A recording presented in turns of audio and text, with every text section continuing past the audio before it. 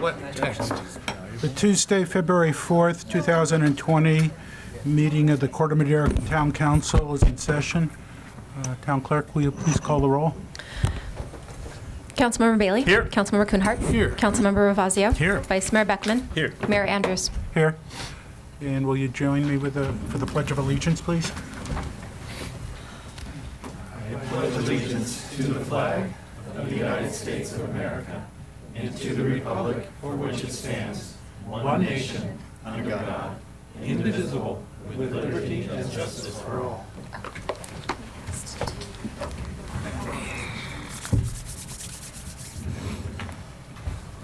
Okay, before we do open time, I wanted to let you know that part of the way through the town meeting, we're going to recess, do the sanitary district number 2 meeting, because they're presenting financials, and the auditor wants to get back to Sacramento before daybreak. So anyway, so the first item is open time for public comment. That is for any item that is not otherwise specified on the agenda. So if you have any comments. I first want to apologize to my husband for coming up here. I know you have a very busy agenda tonight, but it's not fair that he's the only one who gets to hear all my great ideas. So first, I want to say great job on the community workshop for the expanded town hall. I think the consensus was there that a little bit smaller was better, and that some of the architects' visions were really inspiring, especially the Awani Hotel vision, that sort of we would make it look like the interior there, that kind of style. And I love the way they were embracing the redwoods on the property. But I'm actually here on another matter today, and it's something that I promised myself I would do. Every time I see somebody who nearly gets hit in a certain place on a certain roadway, I felt like I need to tell you about it. And it's once again the Caltrans property where US 101 meets Tamalpais, the people who work at our shopping malls who take public transportation, which we should be encouraging them to do, have to cross over a highway entrance ramp that is not marked for pedestrians.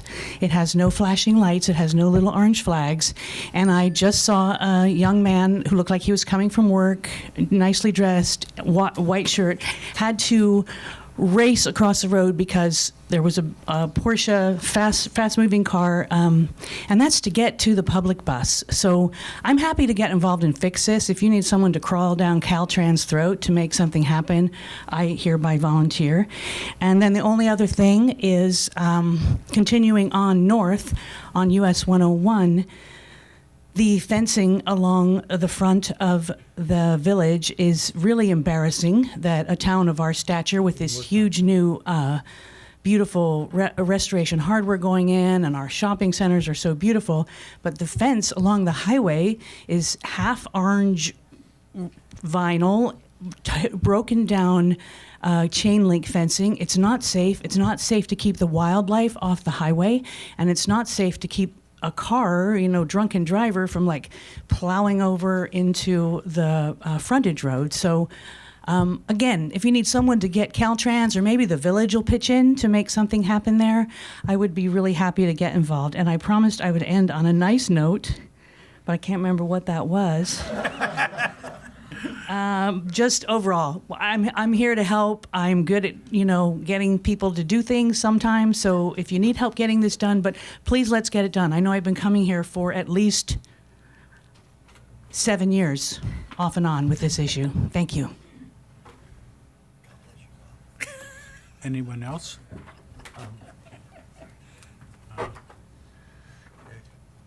We'll go on to the consent calendar. The purpose of the consent calendar. Mr. Mayor, I'm eager not to be a total potted plant on these, since I'm the rep to the Transportation Authority of Marin. Is there any report on that you can want to mention about the work that was being done today on the fence, for example? It's not on the agenda. We'll put it. It is being done. They started it. Okay.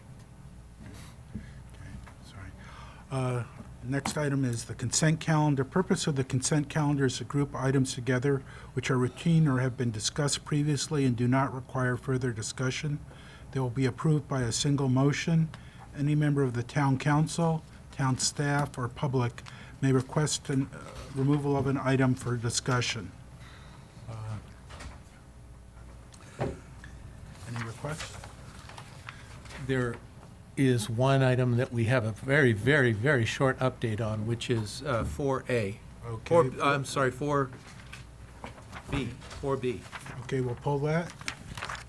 I'll move that we approve items 4A, C, D, E, and F. I'll second. Councilmember Bailey? Yes. Councilmember Kuhnhart? Yes. Councilmember Ravazio? Yes. Vice Mayor Beckman? Yes. Mayor Andrews? Yes. Just wanted to say that we have an even dozen people who've stepped up to be volunteer members of the new Climate Action Committee, along with Vice Mayor Beckman and myself. And it's just really outstanding. 2 high school students, a variety of folks who haven't stepped up before with a variety of backgrounds and capabilities. I think it's really exciting, and glad to get that underway. Okay. Thank you. That's all. All right. Now, I believe there was And all, oh, yes, and there were 2 additional people who want to do it, so. 2 additional. Oh, 2 additional. Correct. Well, I didn't get that. So we have a baker's dozen. So can we approve this motion and then next meeting add these additional people on? Thank you, Mayor and Council. The item that was pulled can, I believe, be modified to accept all 13 applicants to the committee, if you so desire, or that one of the options is the original option of appointing the 11 that were received prior to publication of the agenda packet. I'll make a motion that we approve all 13. Ask for public comment. Public comment, please. Hearing none. Hearing none? Can you call the roll? So, Yeah. wait, Is there a we need a second? motion. Yeah, I will second the motion to amend this this action here to include all applications received. Thank you. Councilmember Bailey? Yes. Councilmember Kuhnhart? Yes. Councilmember Ravazio? Yes. Vice Mayor Beckman? Yes. Mayor Andrews? Yes. Okay. And the next item, I'm going to change the schedule to bring the business item 6A forward. That's so that we can get a presentation of the town's financials. Is that okay? 15 minutes. Okay, good evening, Mayor and Town Council. I Oh. don't think it's on.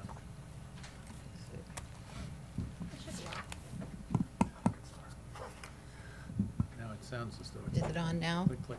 Well, tap. It's making noise. Okay, thank you. All right, this item is the audit for the fiscal year ending June 30th, 2019. Ralph Marcello from Marcello and Company, the town's auditor, is here to present the audit. And we did have a clean audit, no adjustments or findings.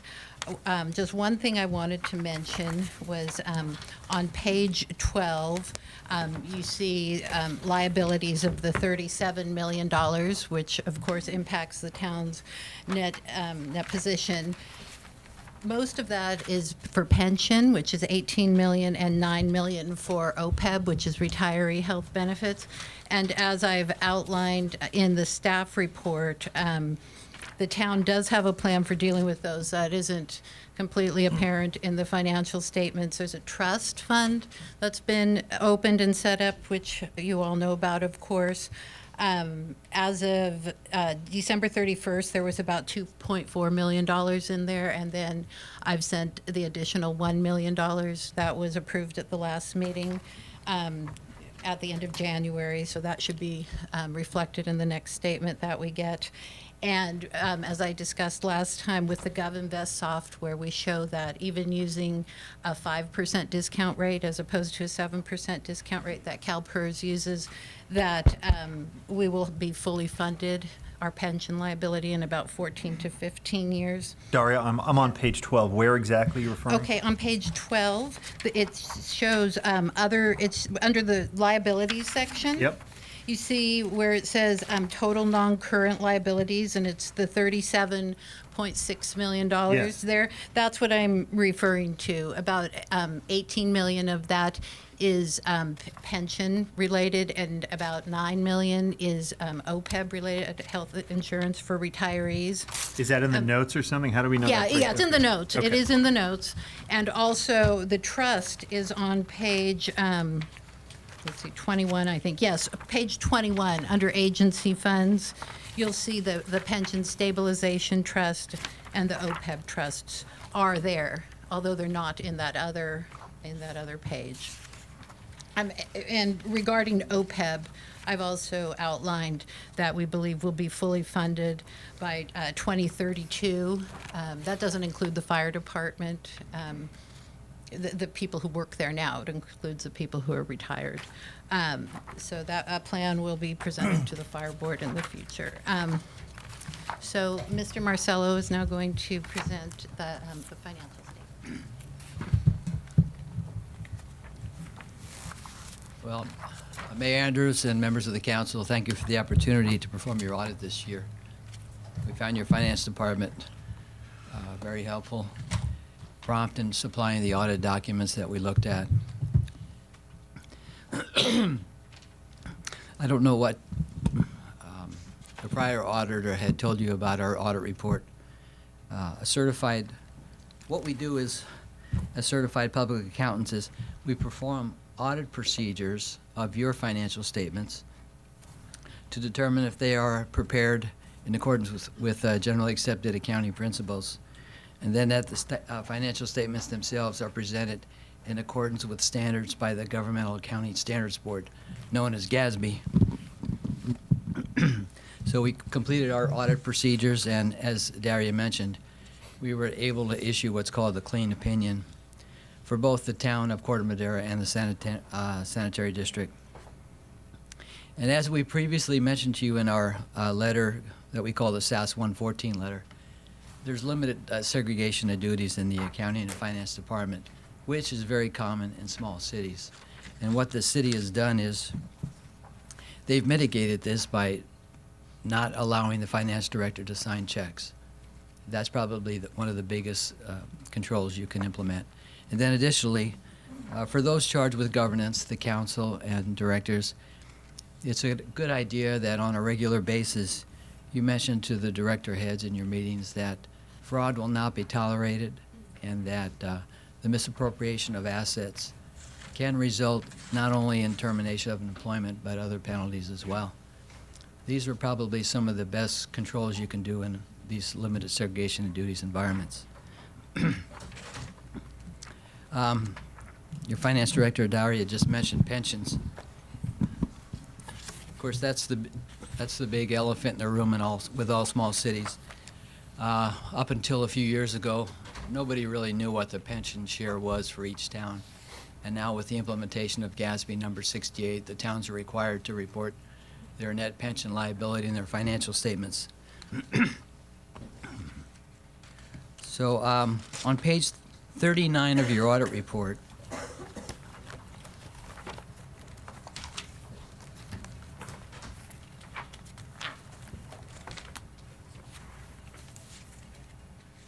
towards the bottom is a paragraph called funded status. This indicates what your share of the pension plan total liability is. As of June 30, 2018, the liability was $68 million.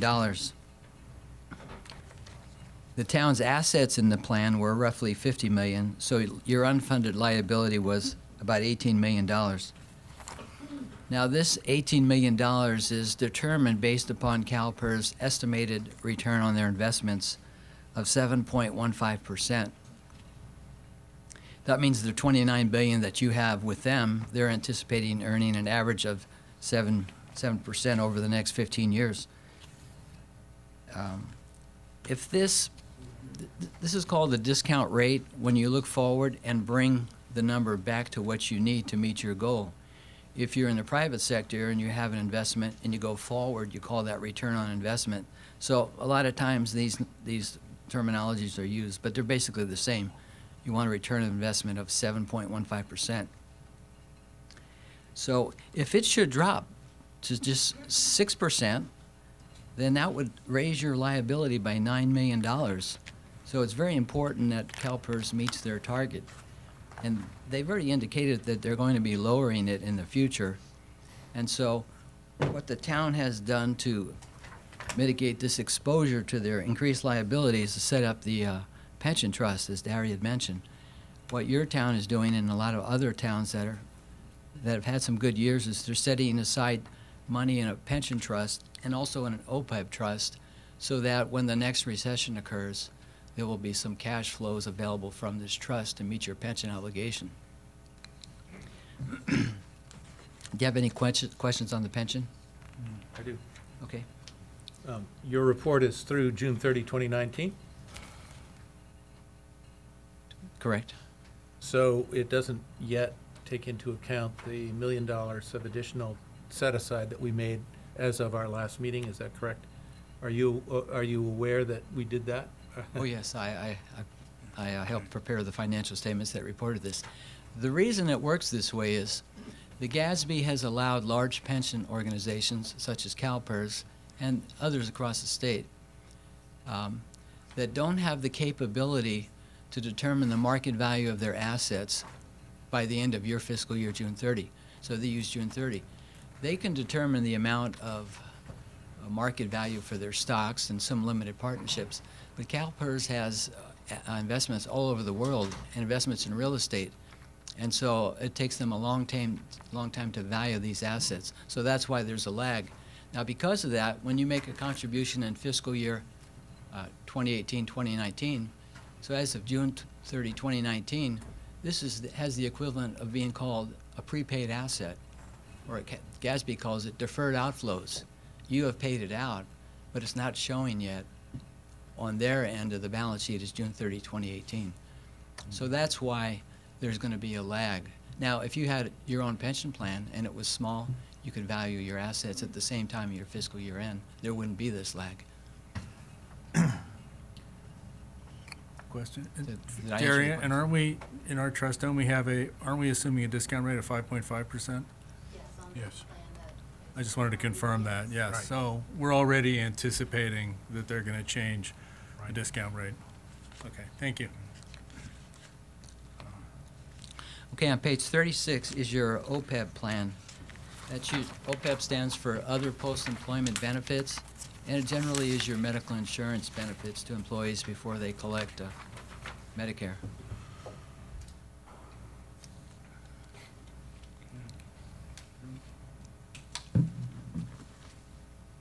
So towards the bottom of the page is the paragraph called Funded Status. Since this is your own plan, there's your liability is $11,754,000. The plan assets that you own in that plan is $2.4 million, which leaves a liability of $9.3 million. Now, as you just talked about a minute ago, your discount rate in your OPEB plan is 6.75%. So if that drops in the future, then you've established a OPEB plan trust. And your financial statements that you talked about just previously. On page 21, you have $2.8 million in that OPEB plan, which is not included in the $9.3 million net liability.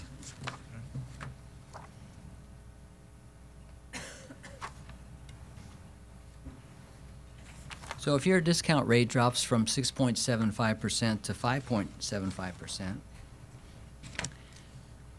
in this case, that would increase your liability by $2.4 million. So most of the actuaries in this country are all aware of the discount rate that CalPERS has been using and have complaining for years how high it is. And so they've been lowering it a little bit at a time rather than a drastic change. Any questions on your OPEB liability? Okay, on page 13. Going in the wrong direction, man. I saved the best for last.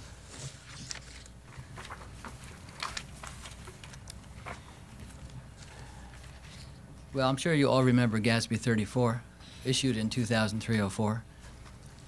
And the two new financial statements were the statement of activities, which is on page 13, and the statement of net position, which is on page 12. What page 13 does is it combines all your funds into one statement, similar to a private industry. And what the government does is, since the purpose of a government is to provide services, the first column in this report is expenses, and it lets the readers know how much it cost the town to provide all the service it did for the year. In this case, the governmental activities were $23 million in expenses, and the water utility was $4 million in expenses. This was a particularly good year for the town. Their change in net position, or you would call this net profit if it was a private business, was $6.3 million. This was due to an increase of revenue of $4.8 million, while expenses increased just $2.7 million. Now, what we see in all the towns that we audit in this area is that most of the cities are reporting an increased property tax revenue, as well as an increase in sales tax revenue. So it's been, I think, what, 11 years on this, that the economy was in the positive realm. A lot of people, I watch the CNBC every morning, and a lot of the experts predict probably a recession within the next 2 to 3 years. But a recession is not necessarily a bad thing. It just means the gross national product was negative for 2 quarters. So because the economy keeps going up, it does need to slow down once in a while and cool down. So when that happens, you'll be in good shape because you set up these trust accounts. Any questions on your statement of net profit or statement of activities? Any other questions? No? And not a question, a statement. Okay. Any other questions on the report? Any public comment or questions? Can you give us a letter grade? About A plus, About A plus? right about there. We'll take it. A middle, A to A plus.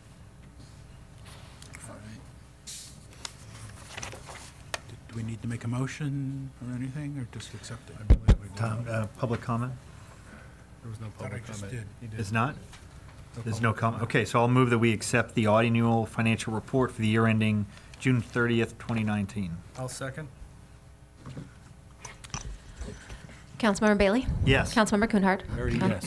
Councilmember Ravazio? Yes, Vice Mayor Beckman? Yes. Mayor Andrews? Yes. Thank you very much. thank you.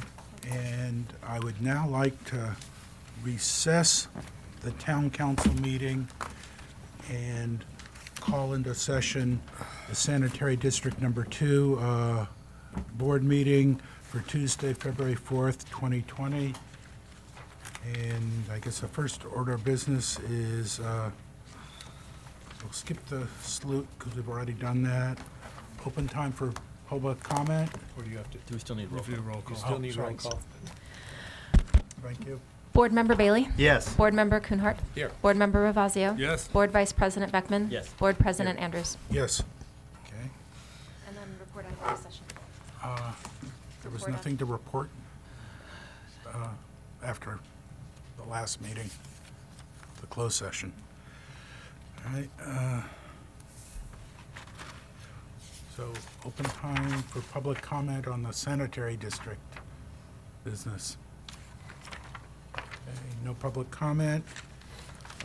The next item is consent calendar. Consent calendar is to group together items which are routine or have been discussed previously and do not require further discussion. They will be approved by a single motion. Any member of the district board, staff, or public may request removal of an item for discussion. Move to approve items 4A and 4B. Second. Board Member Bailey? Yes. Board Member Kuhnhart? Yes. Board Member Ravazio? Yes. Board Vice President Beckman? Yes. Board President Andrews? Yes? Okay. No public hearing items. Business items. Presentation and acceptance of the Sanitary District Number 2 Annual Independent Audit Report for the fiscal year June 30, 2019. Okay, we'll start on page 13. You know, I wonder if I might, we have read carefully the report. With your permission, Mr. Mayor, if there's something new or different that you think we need to be apprised of that's not in the written report, I wonder if we might consider short-circuiting it to get to that. Okay, I can reduce it from 45 minutes to 3. Okay. Do it. Okay. Move to do it. On budgets, it's extremely important to include the cost of depreciation in your budgets. Depreciation, even that amount is not enough because it's considered the replacement cost on assets purchased today. If you set aside a reserve for these replacements for 20, 30 years from now, it's probably going to be double or triple what the actual replacement cost is in the future. So when you prepare your budgets, we would recommend that you use a higher cost than the actual cost of the depreciation.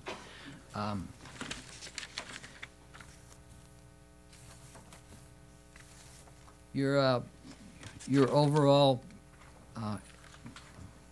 net activity was good because because property tax assessment revenue increased a little bit. The only thing I want to mention is I've been on a water and sewer board for 7 years, and we also audit the Carmel Area Wastewater District in Monterey County, which is located just a few hundred feet from the ocean, not unlike one of your sewer pump stations down here, which I examined. The biggest unknown for wastewater districts in this area, as well as everything along the coast, is the possible sea rise over the next 50 to 100 years.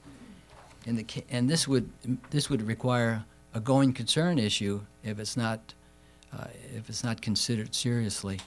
So, although we don't get into science, a going concern issue is the ability to continue in the public sector without understanding what the effects of the government regulations are going to be.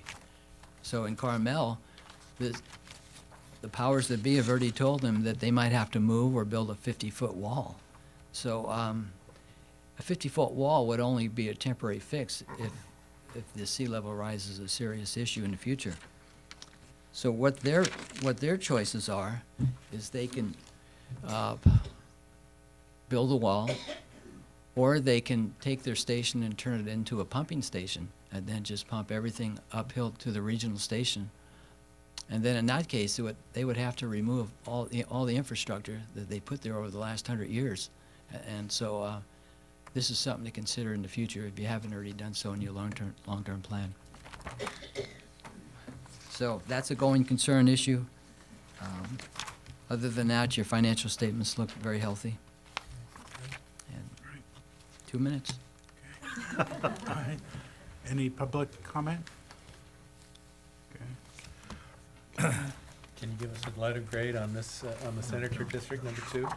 C minus. You've got to work on that wall issue. We already have force main. I mean, the base of our system is pumped. Yeah, I did go through the system, and it did look like it could withstand being underwater for a while because it's closed. So, So I take it your letter grade of C minus was a joke. of course. So with that in mind, then I'll move that we, what did we do? We accept the report, is that right? Yes, second. Board Member Bailey? Yes. Board Member Kuhnhart? Yes. Board Member Ravazio? Yes. Board Vice President Beckman? Yes. Board President Andrews? Yes. Thank you very much. Thank you. Good luck on your drive. Happy Drive trails. carefully. Back to Sacramento. Right. And would there be any objections if we were to skip the district manager and board member reports for tonight? No reports. Okay. So I will recess the sanitary district number. Sorry? Adjourn. I'm sorry. Adjourn the sanitary district number 2 meeting. And what's the term for restart? Reconvene the town council meeting. Okay. Good. Get this out of the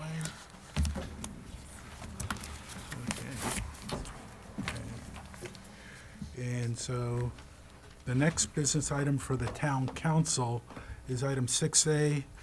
No, I'm sorry. Thank you. 5A. I'm confused as usual. That's item 5A, public hearing for the consideration of appeal application requesting reversal of the planning commission approval of design review application for a new 303,000 square foot single-story residence with attached square foot garage at 223 Baltimore Avenue.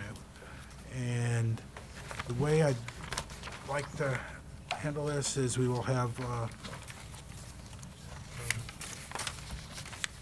first statements about ex parte communications by anybody on council.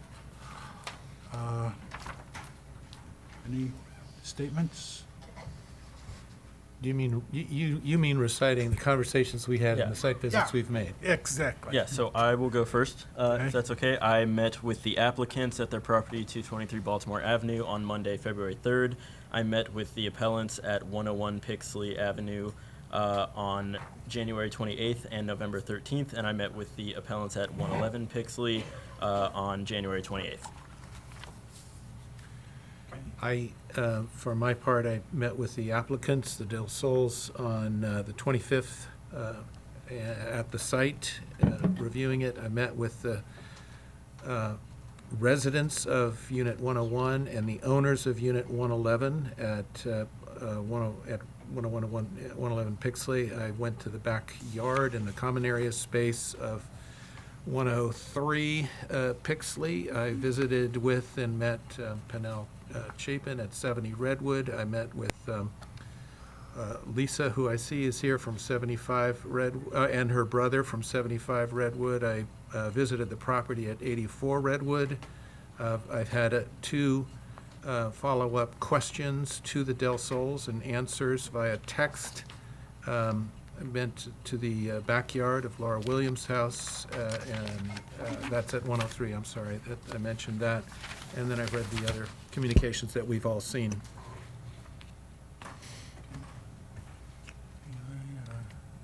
I met with the appellants at 101 Pixley, spent some time there, walked the property thoroughly, walked the rear patios of the other units there, and then walked thoroughly the property in question, and then I also walked along Redwood from all the properties that are appealing there as well.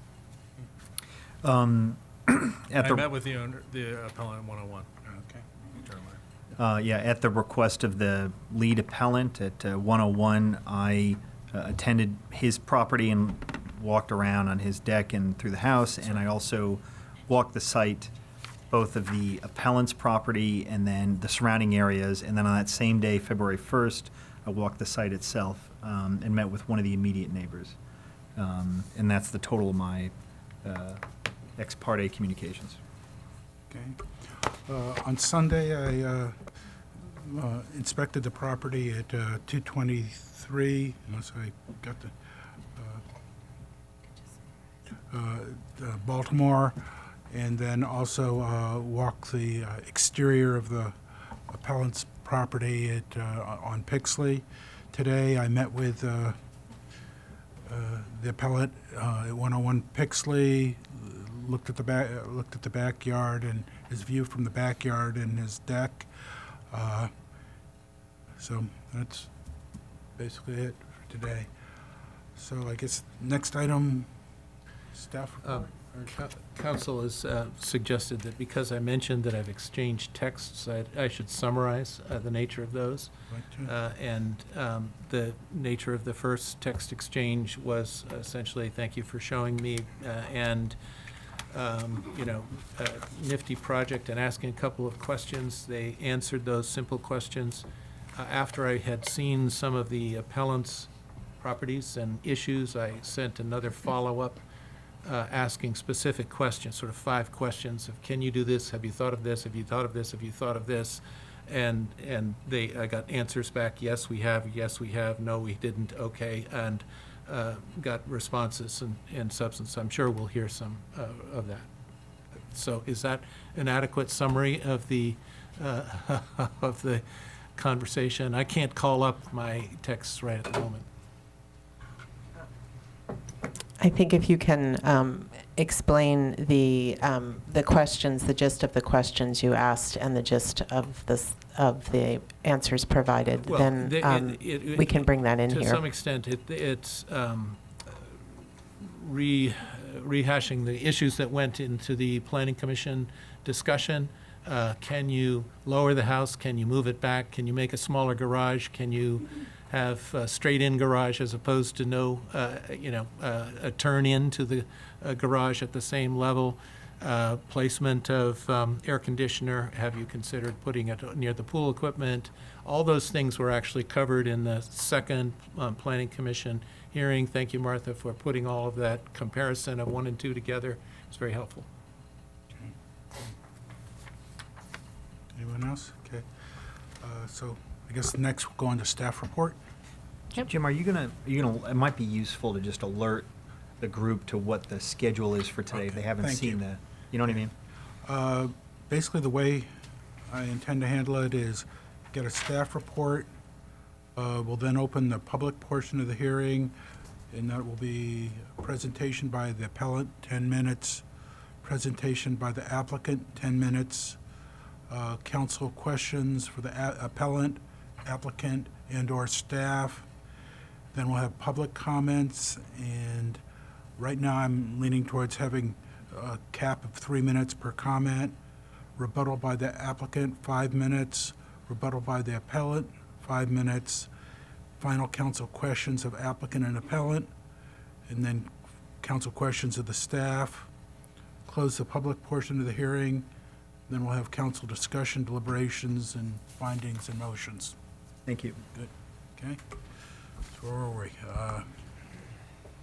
So we'll open the public Staff portion. report. Staff report, thank you.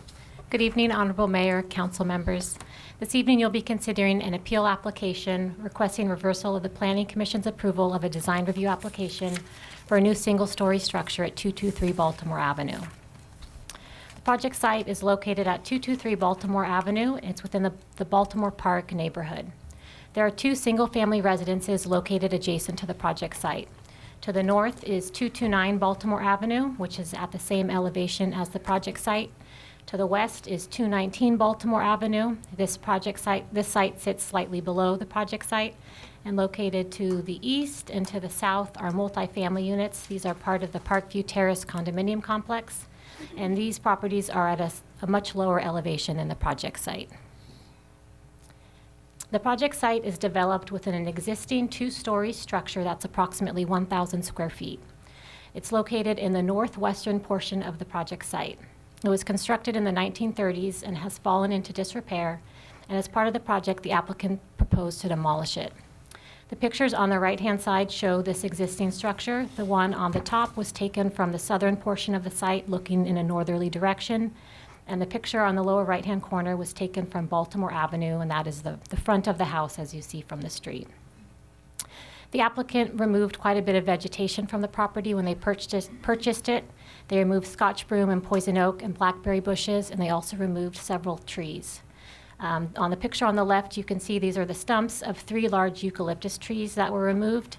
These are on the southern property border and are actually on the property of the HOA, and the applicant worked with the HOA and obtained their approval to remove those trees.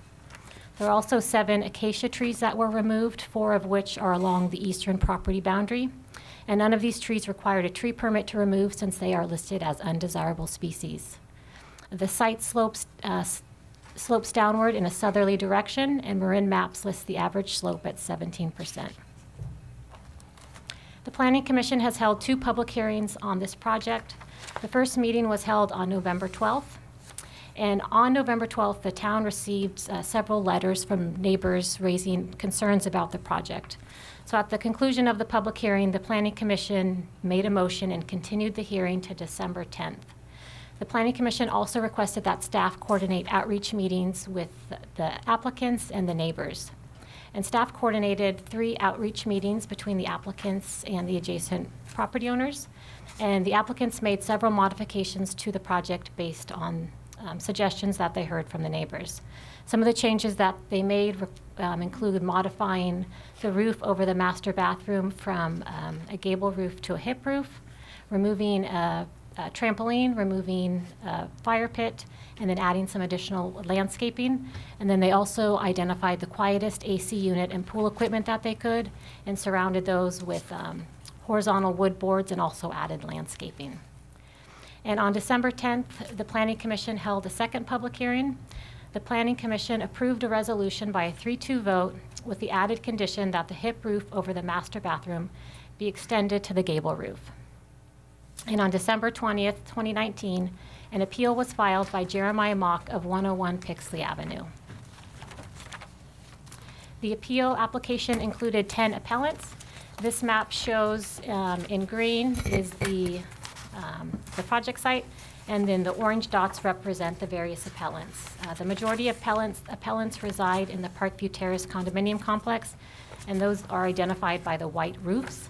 And then there are 3 additional appellants that reside on Redwood Avenue in the single-family homes.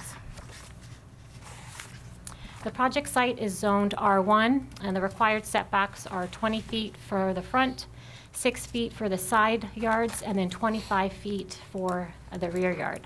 The applicant proposes to locate the structure in the western portion of the property, and the setback of the front property is 20 feet to the garage. The setback along the eastern property boundary varies from 6 feet to just under 19 feet, with the majority of the structure having an 8-foot setback. And the rear yard setback is 25 feet, and then the side yard setback on the western property boundary is 37 feet. There's also a pool and a seating area in the western portion of the site, and the setback from the pool to the western property boundary is 10 feet, which is the required setback per the zoning ordinance. The applicant, this is a rendering that is shown as viewed from Baltimore Avenue, and the proposed residence is a combination of ranch, craftsman, and modern farmhouse. It has a gable-style roof with a slope of 6 to 12. And as I mentioned, the roof over the southern portion of the house has been modified from a gable roof to a hip roof. The proposed materials include Hardy Smooth lap siding painted white, Hardy Smooth trim around the windows and doors painted white, and a gray composition shingle roof. The proposed residence is a single-story house that is built on a sloped lot. The applicant is using the topography of the lot to create a crawl space and a basement in the rear portion of the lot. So after the first public hearing in November, the roof was modified over the master bathroom from a gable roof to a hip roof, and then following the public hearing in December, there was an added condition that the hip roof be further extended. So the image on the bottom is the original east elevation, and then the image on the top is the current east elevation. And the height of the structure along the east elevation varies from just under 18 feet to when this is what's closest to Baltimore Avenue. And then the peak is 25 feet 6 inches, and this is the height measured to the grade directly below, right here. And then the modification to the roof resulted in a height decrease at the southernmost point of the house of approximately 7 feet. And then there was also approximately 20 feet of ridge line that was removed by that change. This shows the modification to the south elevation. Again, you can see the change that occurred by changing the roof from a gable roof to a hip roof. The image on the lower portion of the slide is the original south elevation, and on the upper slide is the current elevation. This is the modifications to the west elevation. Again, the image on the bottom portion is the original elevation, and on the top is the current elevation. Can I ask a question there? Is it an illusion that there seems to be more horizontal lines in the new version, or is that Is that just something that happens because of the replication of your pattern? There's horizontal striations in the roof above, not in the bottom. Is that an illusion? It's an illusion, Okay. yes. Is it shorter over the central room, the central great room? Or is it the same height? So the peak height is the same, but because this has been changed, this peak height is significantly lower than that peak height. Okay.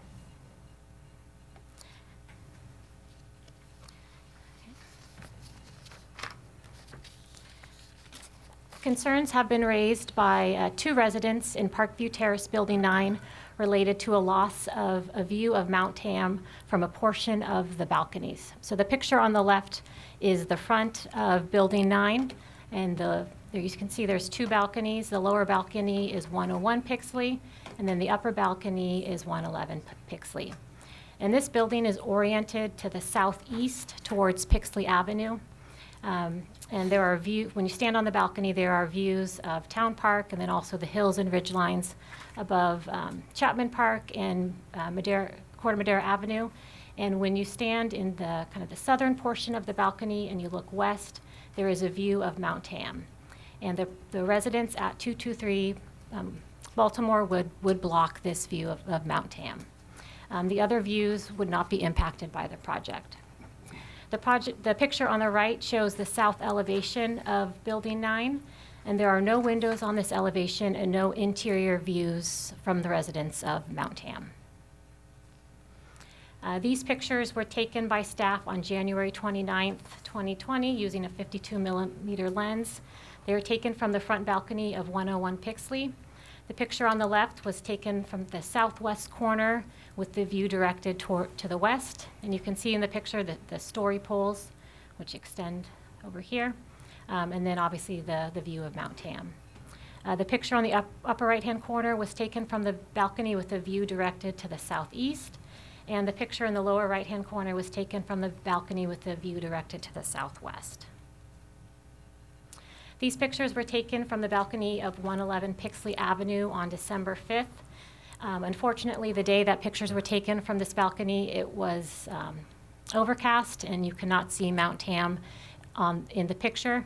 On the left, the view from the balcony of 111 Pixley is obviously very similar to the view from the balcony just below it at 101 Pixley. The picture on the upper right-hand corner was taken from the balcony with the view directed to the southeast, and then the picture on the lower right-hand corner was also taken from the balcony with the view directed to the southwest. Concerns have also been raised by the residents of Parkview Terrace Building 9 related to impacts to sunlight. A shade study was prepared for the project following the November public hearing. The study included illustrations that show the shading that the proposed residents would have on adjacent structures. And it evaluated the fall equinox, the winter solstice, the spring equinox, and the summer solstice. And it evaluated the hours of 9 a.m., 12 p.m., and 4 p.m. And those are the standard days and times that are analyzed in these types of studies. The analysis also included 2:30 and 3:30 p.m. for the winter solstice, since the sun sets behind Mount Tam and Christmas Tree Hill, behind Christmas Tree Hill before 4 p.m. in the winter. The shade study was updated after the December Planning Commission hearing, which took into account the modification to the roof over the southern portion of the building. And in addition, additional times were added, 1 p.m., 2 p.m., and 3 p.m. were additional times that were analyzed for the fall, winter, spring, and summer.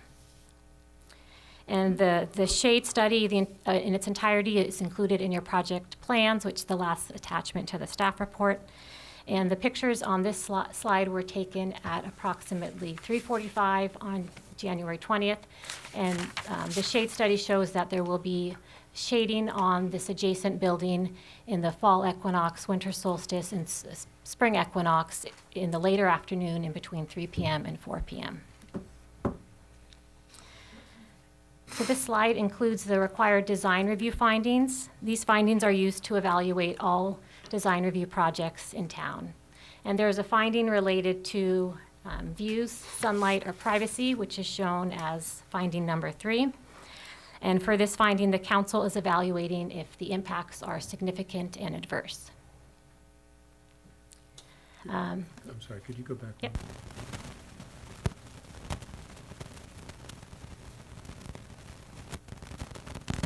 Within 50 feet of ridge lines is a tricky one.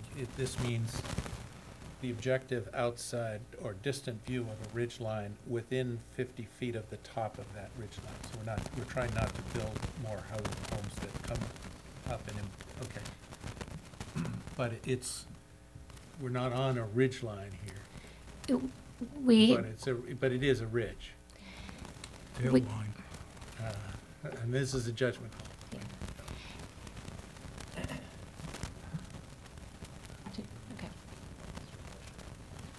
Is there a question you want us to answer, or? I'm meditating on what that means. Okay. These are the attachments that are included with the staff report, and this includes the full application record, and staff is available to answer any questions related to any of the attachments. And there are 4 options available to the council this evening. The first is to deny the appeal and uphold the Planning Commission's action by approving the resolution. The second is to modify the Planning Commission's action by changing the conditions of approval and associated findings for the design review application. The third is to approve the appeal, thereby overturning the Planning Commission's action approving the design review application. And the fourth option is to remand the action to the Planning Commission with direction for further review and determination of appropriate conditions. And this concludes my presentation and available for any questions.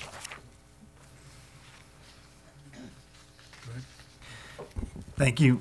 Thank you, by the way, for that excellent presentation and for the detailed, ginormous packet we have in front of us. The question is, for those of you who are not aware, our town attorney is sitting here at the table in front of us. She's excellent. Teresa, my question is for you. Can you remind me to just place for me what exactly our role here is today? And let me tell you as I understand it, they call this quasi-judicial. And as I understand it, the Latin phrase is de novo. In other words, we're supposed to consider anew all the facts and evidence. Is that right? And so the specific question for you is, what is the scope of what we're supposed to do today? And do we give deference at all, or do we give no deference to what the Planning Commission did? It is de novo review, which means that you are not required to give deference to the Planning Commission. Not required? What does that mean? We could, but we don't have to. Is that what you're saying? You would need to be able to make the findings yourself. You can certainly consider what your colleagues on the Planning Commission thought and take that into consideration in determining what you will do. But your review is de novo, and so you must determine whether you can make the findings, which is an exercise of your judgment based on the standards that you have. Thank you very much. And to follow up, and for clarity, the vote of the Planning Commission on the final findings and approval was a 3-2 vote. I'm not certain what was the public portion. I had one question. Right? In the Planning Commission meeting, I think you were asked to define ridgeline from the general plan. Do you have that handy, and can you just? So there's a definition in the zoning ordinance.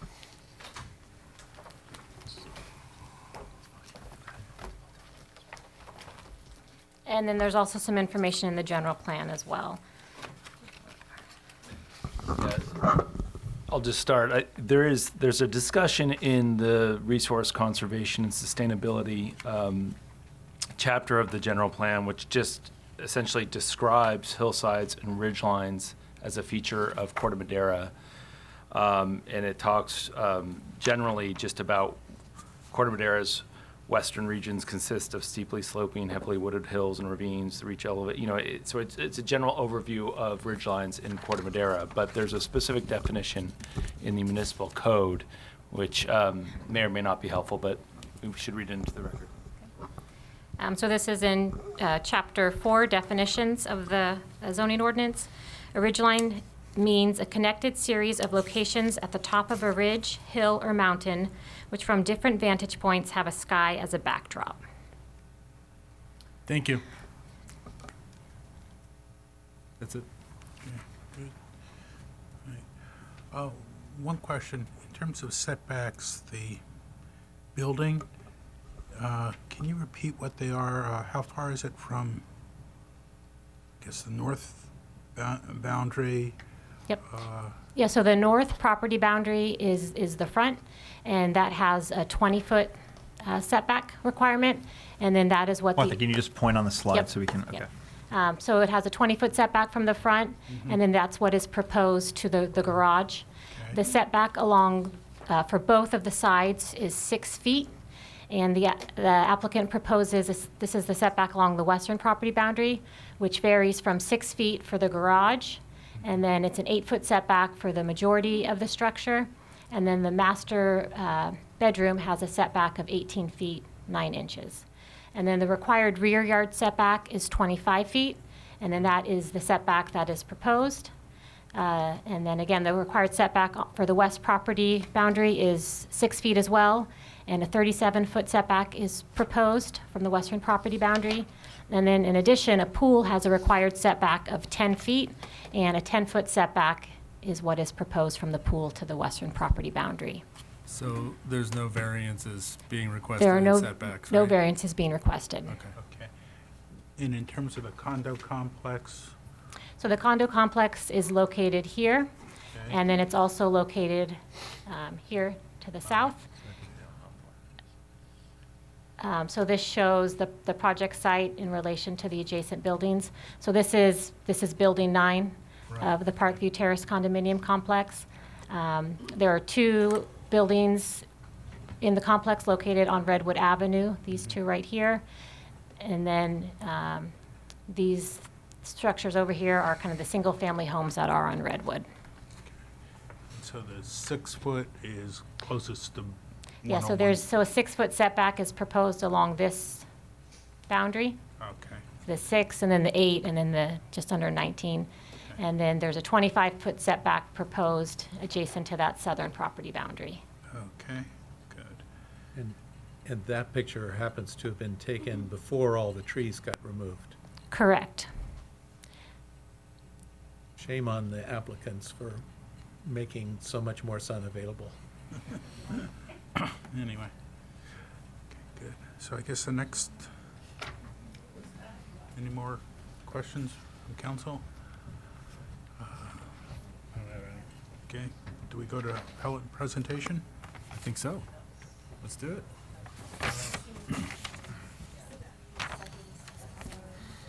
10 minutes, hold him to it. I know. They're gonna run the timer. And this will be 10 minutes at the timer? just going to orient this so it's in the very lower corner.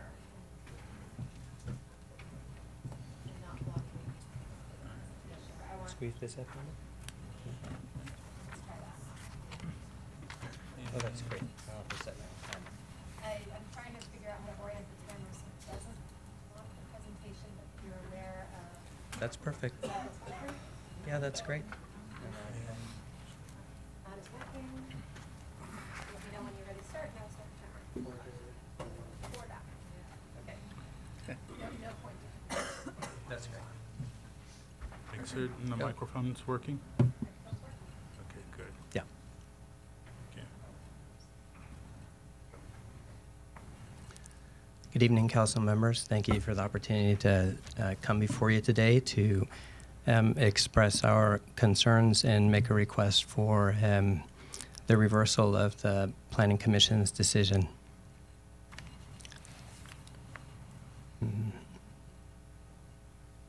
And which direction do you want me to point that? Okay. Just to remind you, in the general plan and the ordinances, one policy is Community Design 2.2. The design guidelines shall include consideration of the perception of visual bulk in evaluating the form of new residential construction. The general plan also calls for, in Community Design 2.3, require new residential construction, including large additions, to respect the scale and character of the nearby structures by minimizing abrupt or excessive difference in appearance or scale.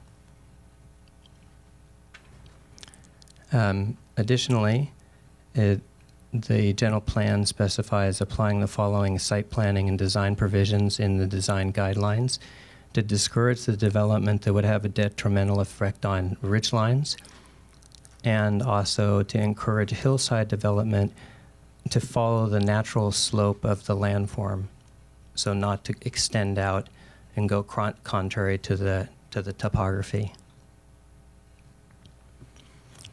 It's also important to ensure these are all values that our community has decided to embody in the general plan, to ensure that new residential development incorporates views in site design and architectural planning, and a view specifically is defined as a scene from which a residence and or its active use area, that's very important, such as a yard or a deck, or in our case, a balcony, and includes both upslope and downslope scenes.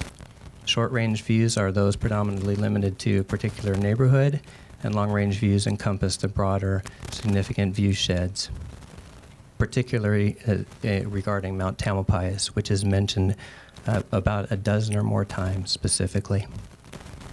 So, of course, you're required to have findings that balance the wishes, the rights of existing owners versus new owners, and we respect that, and that there's no significant adverse impact on views, sunlight, and privacy for the existing owners nearby.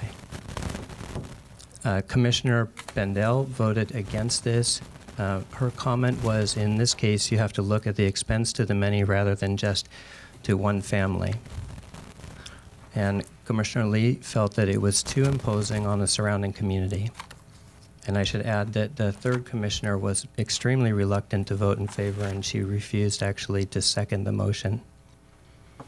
So this was the notification that we received from the Del Sols, and we all thought this looks like a really nice house and it doesn't look very large or imposing.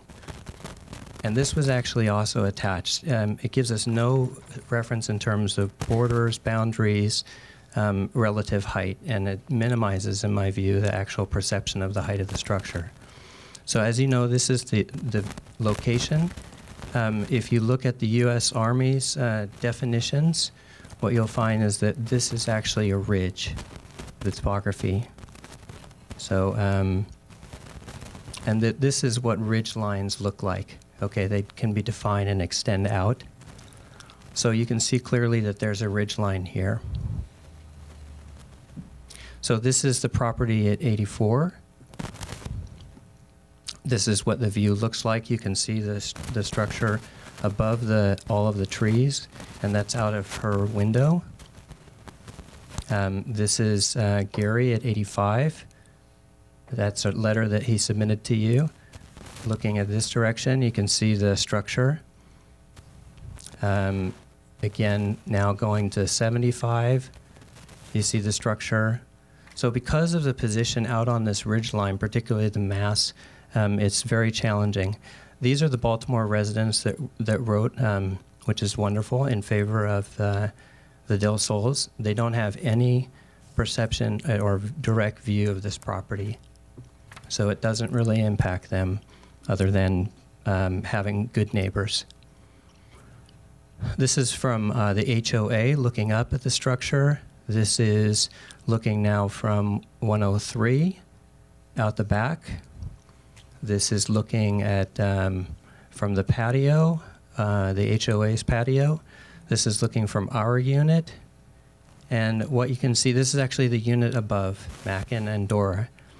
And this is where they live. And this is what the structure will look like. This is a rendering of what will happen with the blockage. That's before the shaving.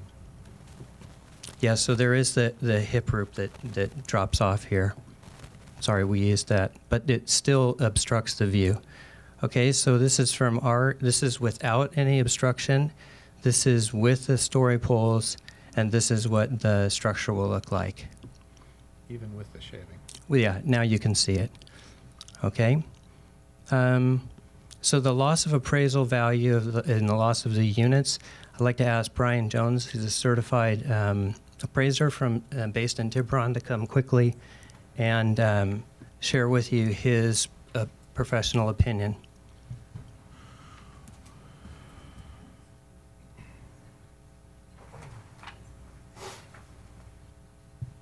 Hi there. I'm Brian. I'm a certified appraiser based in Tiburon. Just to give a little background, I've been appraising for 17 years, completed over 8,000 residential real estate appraisals in Marin. Father was an appraiser for 20 years. My twin brother's an appraiser for 20 years, and I grew up in Tiburon, so I have a lot of knowledge of the Marin market, and especially southern Marin. I was asked to look at how the loss this new residency would affect the value and marketability of these two units, 101 Pixley and 101 Pixley. I ran several different analysis, regression studies, several match paired analysis, and then my own opinion of just doing so many appraisals and making these adjustments every day of how this new residence would affect the view on these two units. Came up with a range of between 2% and 2.5% of the total value for 101 Pixley Avenue. And then for the upper unit, 111 Pixley Avenue, I came up with a range of between 3.5% and 4% of the total current market value of that unit. And I didn't come up with a market value, but 101 Pixley sold for $700,000 and 111 Pixley sold for $695,000. I don't know what they would appraise at today. I didn't look into that, but that's my opinion of what the percentage of what would be reasonable to adjust for the loss of that Mount-Tam view for those two units.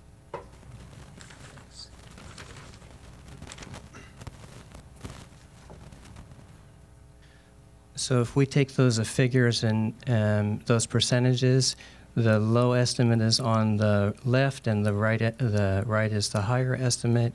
You can see that for 101 Pixley, it's between $14,000 and $17,000 loss.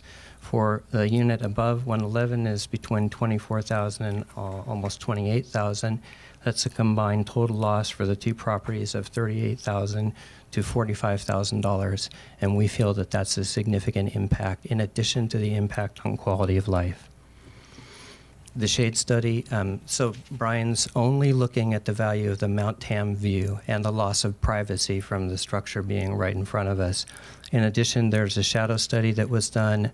It shows impacts in the afternoon. This is actually photos that you've seen that was taken right before the winter.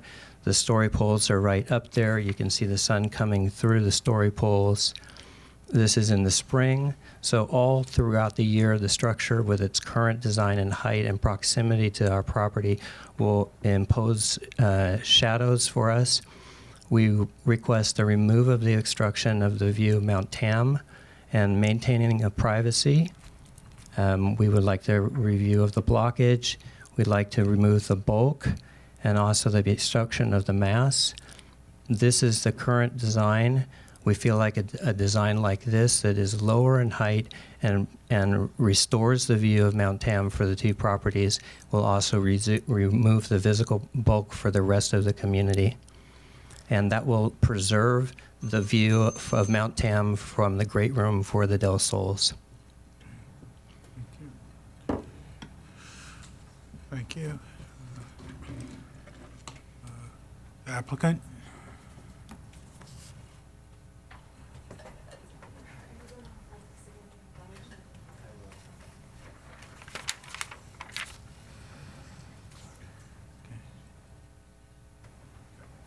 Minutes as well.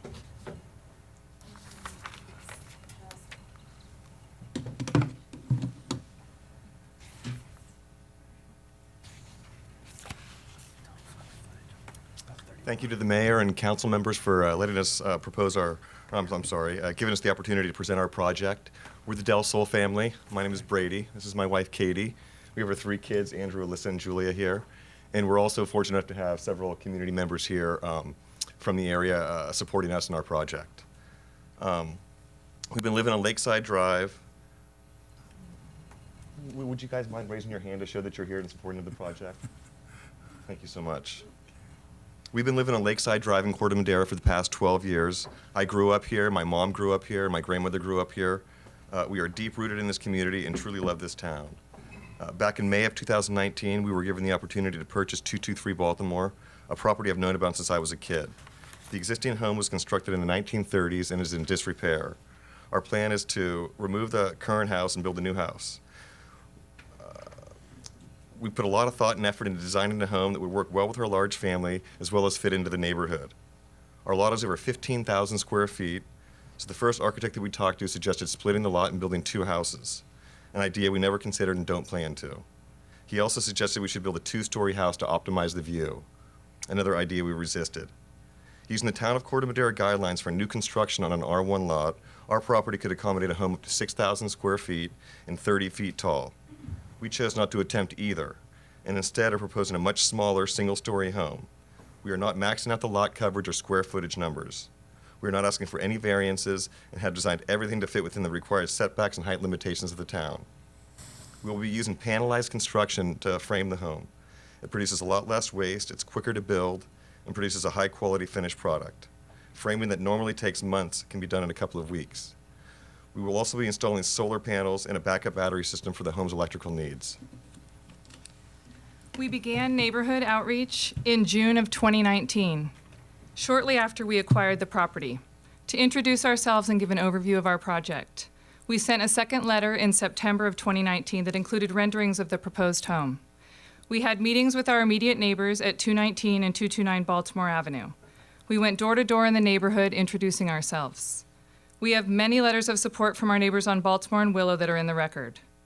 Prior to the November 12th Planning Commission meeting, none of the neighbors on Pixley, Redwood, Willow, or Baltimore had reached out to us with any concerns. We included our contact information on all of our communications, but we had not been contacted by anyone. We were surprised and saddened about the resistance to our project at the November Planning Commission meeting. After that meeting, we met with our neighbors and made several changes to address their concerns. Sorry. The changes included changing the roof on the southern portion of the home from a gable to a hip roof. This reduced the southern end of the home by 7 feet and removing over 20 feet of ridgeline. We added additional privacy vegetation between our property and our neighbor to the west. We removed a fire pit area from the southwest corner. We removed a trampoline from the southeast corner. We added 2 additional mature trees to the southern border. We identified the quietest and most efficient AC unit and pool pump, as well as enclosing both of these units. Commissioner Bob Bundy stated, "I think you've done a lot to try to accommodate your neighbors." Despite our efforts, we faced opposition from the appellants during the December 10th Planning Commission meeting. Several of the planning commissioners noted that they appreciated the changes, and ultimately the commission approved our project. There are 3 issues raised in the appeal: loss of views, impacts to sunlight, and affecting a ridgeline. We would like to explain how our proposed home will not significantly impact our neighbors and demonstrate there is ample evidence in the record to support denial of the appeal. The only impact we have on 6 of the 10 appellants is that they can see our home. 4 of the appellants live on Redwood Avenue, south of our property, and substantially lower. They are shown on this map with a red star. There are mature trees on the hillside between us that block a lot of the views onto our property. We live in a densely populated suburban area where it's very common to see nearby homes. 2 of the appellants live in areas within the Pixley complex that are farther away from our proposed home. They are shown on the map with a purple star. Their views and sunlight are not affected by our project. The remaining 4 appellants lease or own units in Building 9 of the Pixley complex and are closest to our property. They are shown on this map with the yellow stars. The blue stars on the map represent neighbors that support our project. This is a picture taken from our property of Building 9, showing there are no windows facing our property and no views of Mount Tam from anywhere inside of their units. The orientation of these Pixley condos and their balconies is towards the southeast with views of Town Park, Chapman Park, and Corte Madera Avenue. The rear portion of their building sits at the bottom of a fairly steep 25-foot slope and is heavily shaded by mature trees and vegetation on their property. When we bought the property last summer, the trees and vegetation were heavily overgrown. There was 30 years of overgrowth due to lack of maintenance. We removed undesirable and fire-prone trees, including 3 80-foot eucalyptus trees from our southern border and 7 acacia trees, some 40 feet high, that grew on the eastern property boundary, closest to Building 9. One downside of the tree removal is that there's much more exposure and visibility to see our proposed home. Here are before and after pictures of the acacia trees, and here are before and after pictures of the eucalyptus trees. The staff report stated, quote, "Staff is able to make the findings that the project does not significantly and adversely affect views from 101 Pixley and 111 Pixley Avenue because the view of Mount Tam is from a corner of a balcony looking in a particular direction, and since the proposed project does not impact the vast majority of the view from the balconies."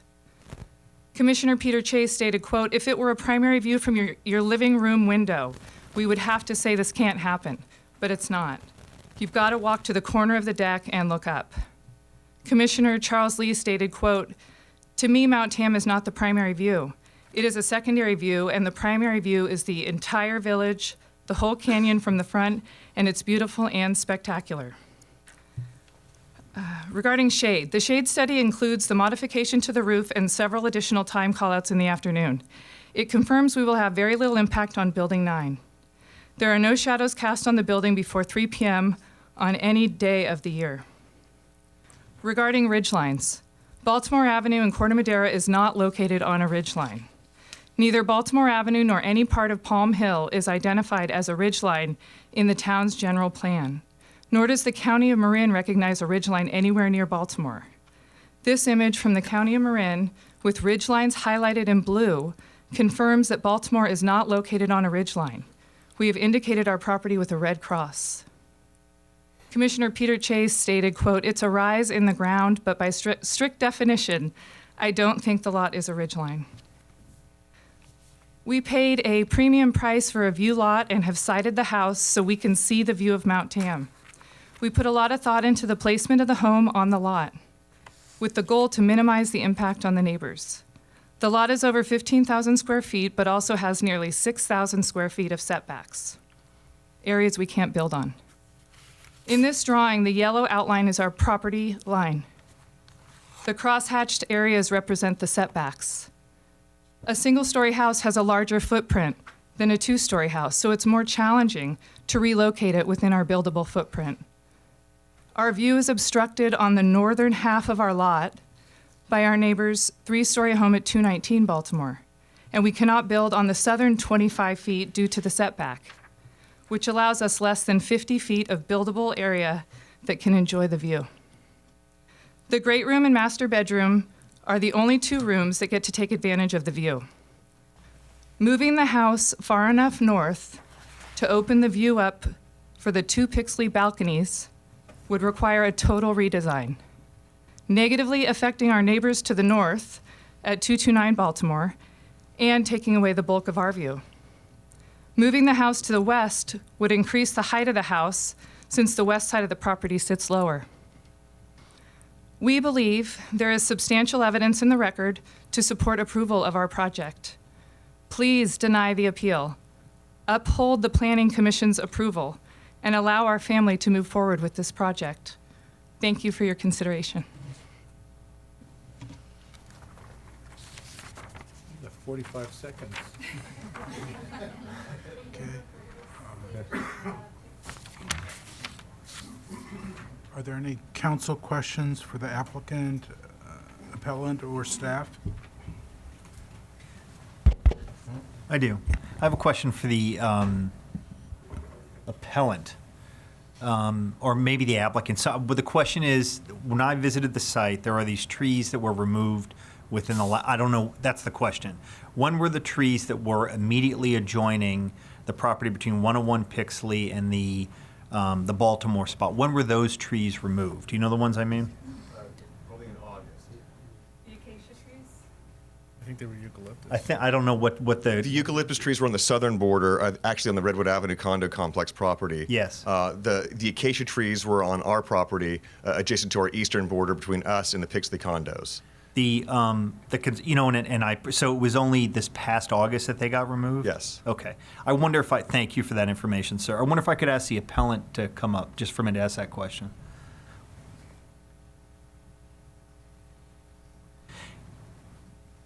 Now, when I visited your property before, and by the way, thank you for allowing me onto your deck, I didn't realize that there used to be trees there, which, and the question for you is, did those trees obscure your view, and is that meaningful to you in seeking to have that view, like going forward? In other words, were you able to appreciate Mount Tam, for the last several years while the trees were there, or did they obscure that view?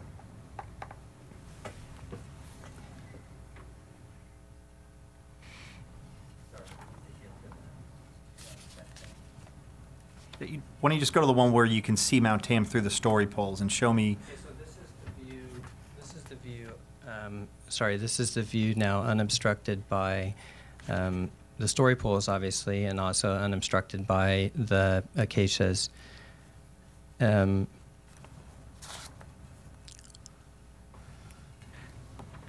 my question is, I recognize when I stood on your balcony, I could see Mount Tam was directly between, or the new structure would be between you and Mount Tam. Right. I didn't realize at the moment there used to be trees right there.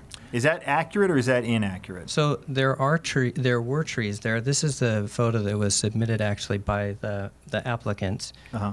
And if you look in this area right here, there's an opening, and that opening is the window through which we could still see Mount Tam. So when you stood on your balcony while the trees were there, you could in fact see Mount Tam. That's correct. And it's also important to know that with regard to disputes about tree and sunlights, that's what is in the code specifically. It says that facts or conditions which occurred or existed no more than 20 years prior to the date the complainant first notified the tree owner, or facts and conditions which occurred and existed during the 1-year period specified in the first paragraph. So that's the 1-year period from purchase after. And this is important because, first of all, those acacias were not planted. They were volunteers. They grew up over the last 20 years. And if you do a ring count, actually, you'll verify they're about 26 years old. My landlady, who is 85 years old, doesn't live in Marin anymore. She doesn't travel. She was not aware that these trees had grown up. When she purchased the property, her family purchased the property in 1968, long before these trees were there, they had an unobstructed view, and they paid for the value of that view. Her unit and the unit above are the only 2 units in Pixley, the entire complex, that have views of Mount Tam. And as you'll hear from one of the other appellants, Mac and Dora, who live above us, when they were shown the property and they purchased the property and they moved into the property, there were no trees and there were no story poles. So their right to a view based on the tree code is established on the purchase date of their property, and they had a clear unobstructed view, and nobody told them that anybody was planning to build a structure there.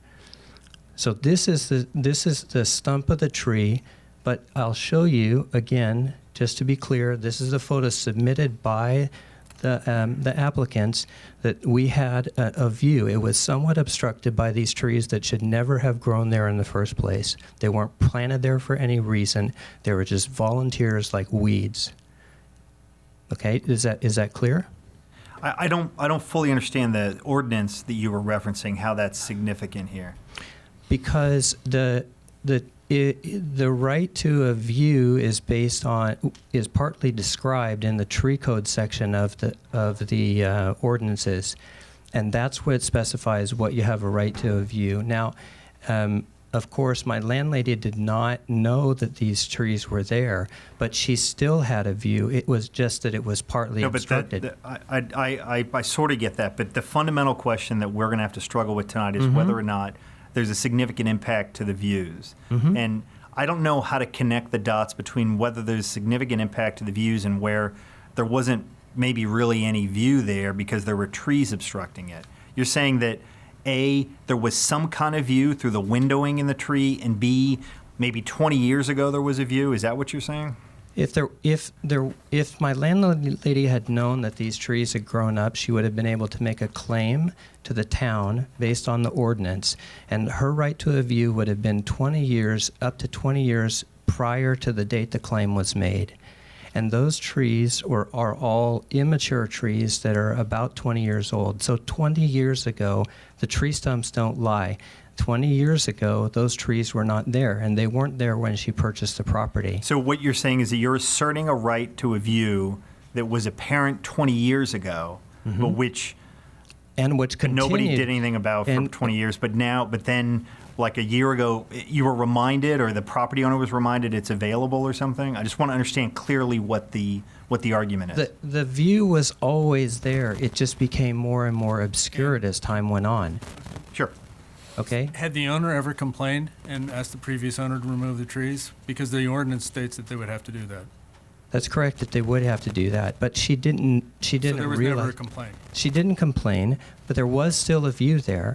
But in the case of Mac and Dora, they had no reason to complain. When they purchased the property, the property looked completely unobscured.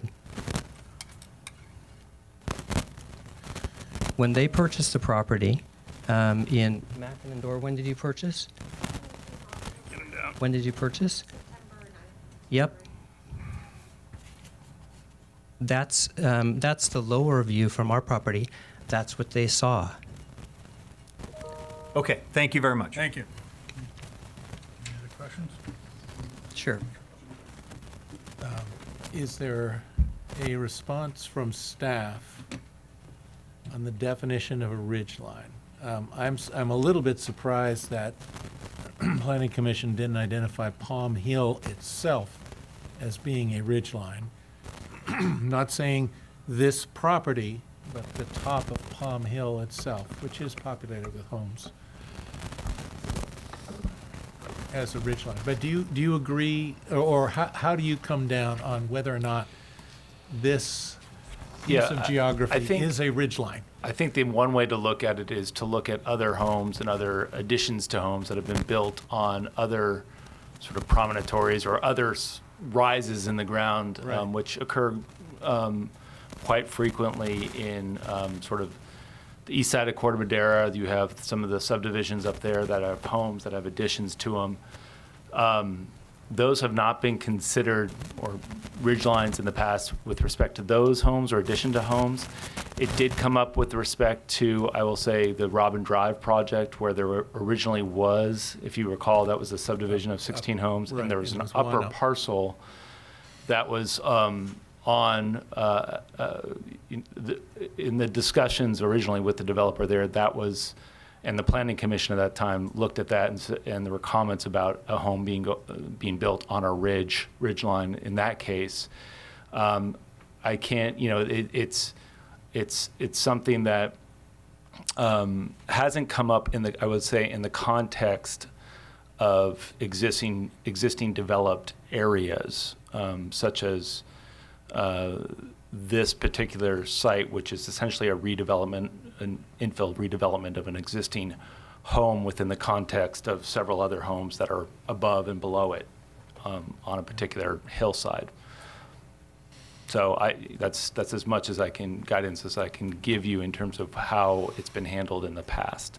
I'm trying to think of a slide that we were shown in the applicant's presentation that showed it. Look, it was some sort of map that I think showed. Did you say it showed the general plan's definition of hillsides? Yeah. Okay. So It was like blue or something? Oh yeah, one up above. No worries. Okay, so this is Marin County's definition of local ridge lines. And I assume that the town doesn't have anything on the books in terms of our own definition of. We have not designated specific ridge lines in the town of Corte Madera that are, sort of defined in terms of where this 50-foot below a ridge line would apply. Typically, we have looked at the ridge lines and you can see some homes have been developed up on Chapman Park at the top of the ridge line there. I think from staff's perspective, those are the types of ridge lines we would look at and say you can, from multiple locations in town, you basically see the ridge and you see sky behind it.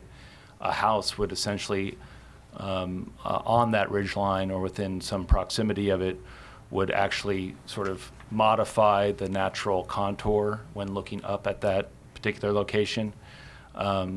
So, from staff's perspective, we've looked at Ring Mountain ridgelines, we've looked at the top of Chapman Park, Both of Christmas which are Tree Hill. identified in this map as Similar, it would be similar to it, but we haven't gone through the exercise of specifically designating. Sure. So would it be ridgelines. fair to say that when this type of question arises as staff, when there's no town definition of a ridgeline, you would defer to county resources as they exist, such as this? We haven't, so it's something we just haven't needed to do in the past. Sure. Sure. So no precedent Yeah, there. correct. Okay. Thank you. Any other questions? All good, thank you. Other question? Okay. So I guess the next item is public comment. How many people are planning on speaking tonight? Line up. First, can you line up? 10 people. 10 people, 3 minutes per person. Can we go to 2? Do you want to do 2? Let's, Okay. 3 minutes strictly, though. Should I get started? Hi, I'm Jen Reedy. I'm a 20-year resident of Corte Madera. And it was said that the Del Sol structure is in some way imposing, and I have trouble understanding how a single-level structure surrounded on 3 sides by 3-story structures, 2 of those sides being multi-unit condominium complexes, given the way the layout is, how the Del Sol structure could be considered imposing. As mentioned, they're replacing a rundown home with something that is beautiful and will improve the property values as well. They're not pushing the town's limits. They're not maximizing the structure out with a 6,000 square foot home. And they're designing something that fits architecturally. I wanted just to address Sloan Bailey's comment. It seems like there was an obstructed view of Mount Tam for those properties that have been questioning the view. It was obstructed view by trees, fire dangers for 20 years, and those were allowed to be there. So it doesn't seem like there's a change in terms of the view situation. Our family lives in a 1906 home, and it wouldn't have been fair to say we've enjoyed it. It was there for one of the first houses in Corte Madera. And we live in a community. It's not like I get mine, you don't get yours. So because my house came first, I don't expect my neighbors to have lesser homes because my house was there 100 years ago. They have designed this home for generations to enjoy for a long time, and they've given great attention to detail and have made many accommodations. So I would ask that this group please deny this appeal. Thank you.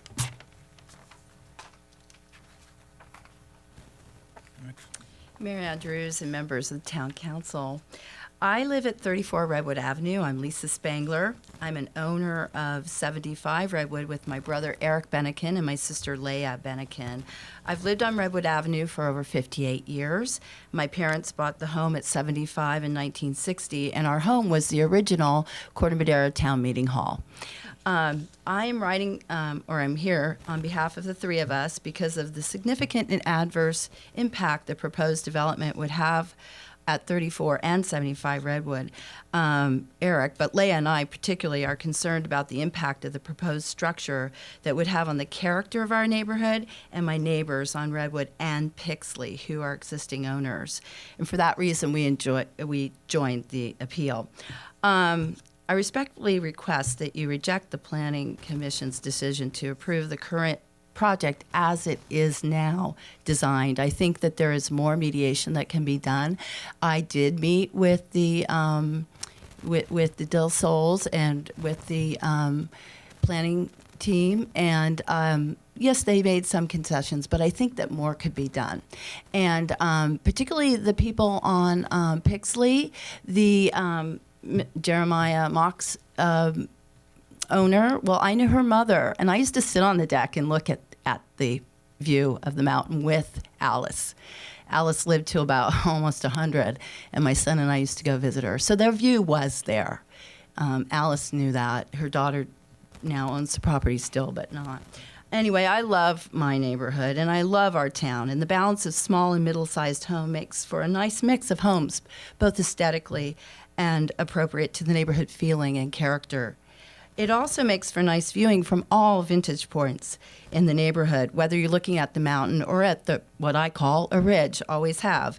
There are many trees and landscaping to enjoy, porches on homes for sitting and visiting with others, and views of Mount Tam from the street in our homes. When I first got the notices from the Del Sols, I wasn't too concerned because I thought that the town ordinances would take care of all of that.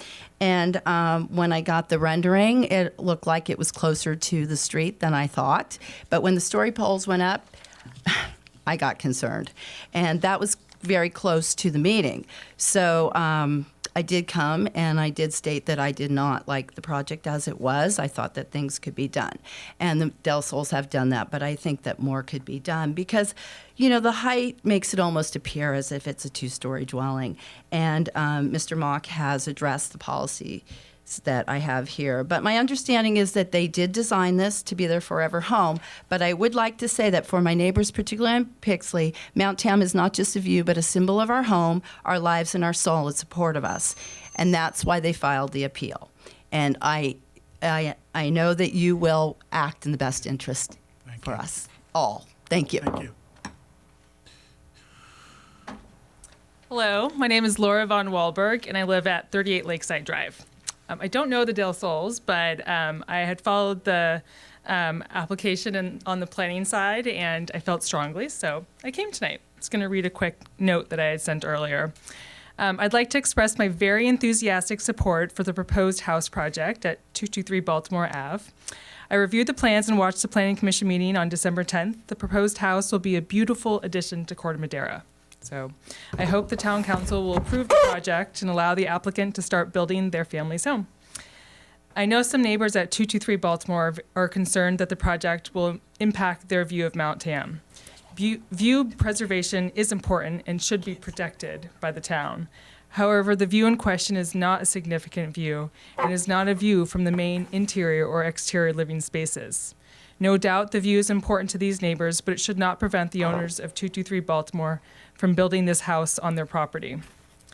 Building the proposed house will benefit many Corte Maderans. It's a beautiful house that we will enjoy seeing as we pass by. It's an investment in our community that increases the value of our town's housing stock.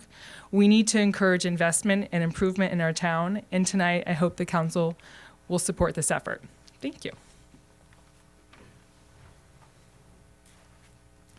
Hey, Mac, I'm sorry about the results on Sunday afternoon. Yeah, thank you. I'm still quite depressed about it. Yeah, right, next year. I'll keep it short and sweet here since it's a school night for me.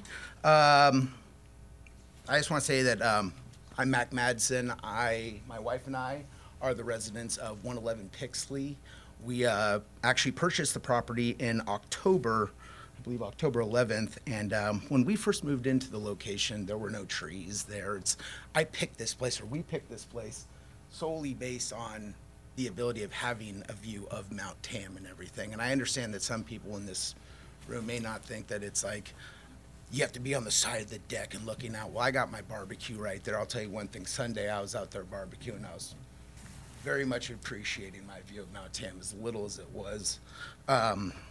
So I just respectfully ask for the board here to reject the proposed plan to the 223 Baltimore Avenue and give the Del Sols guidance just to make modifications. Really what it comes down to is the view for me. They really were accommodating and tried to drop that side roof right there for us. It really didn't make a difference.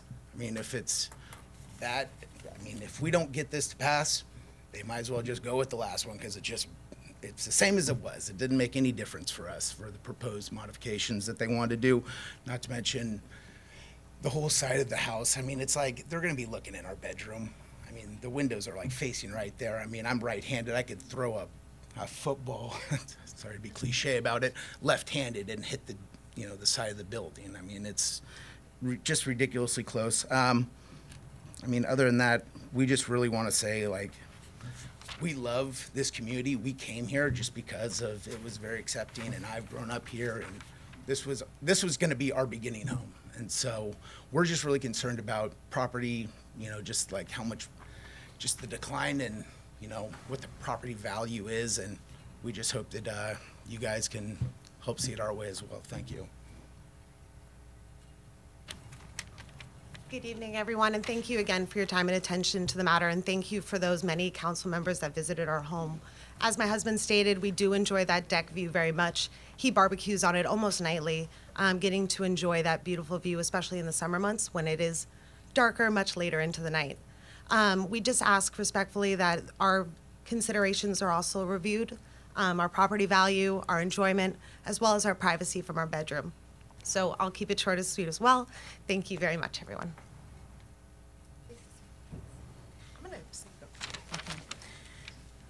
Okay, hi. I went to 2 planning commission hearings about the project, and I can say with confidence that the commissioners did a thorough and thoughtful review. After hours of presentations, public comment, discussion, and deliberation, the commission approved the project. There is nothing in the record or in the information that has come before the council tonight that calls the commission's decision into question. The council should not undo the work done by the planning commission and should deny this appeal. View preservation cannot lead to development prohibition. 2 appellants will lose their partial view from their back balconies when the project is built, but it is critical to remember that they will likely lose their views no matter what is built on this property. The Del Sols are not maximizing the development potential of this property in a way that another developer might. Instead, they are complying with all the town's development standards and are coming in well under the allowable floor area ratio and height limit for this property. The Town of Corte Madera General Plan requires that view preservation shall be balanced with a property owner's right to develop. If the town council leans too heavily in favor of preserving the secondary views that are at issue for the 2 appellants, you will effectively prevent the Del Sols from being able to build the single-story house they hope to live in for the rest of their lives. Del Sols are the neighbors we want. The Del Sols have done everything the town of Corte Madera asks of the planning applicants. They designed the house to limit the impact of their project on neighbors by building a single-story home, using significant setbacks and keeping the roof line lower than allowed by code. They complied with every town code requirement and are not seeking variances or any special approvals.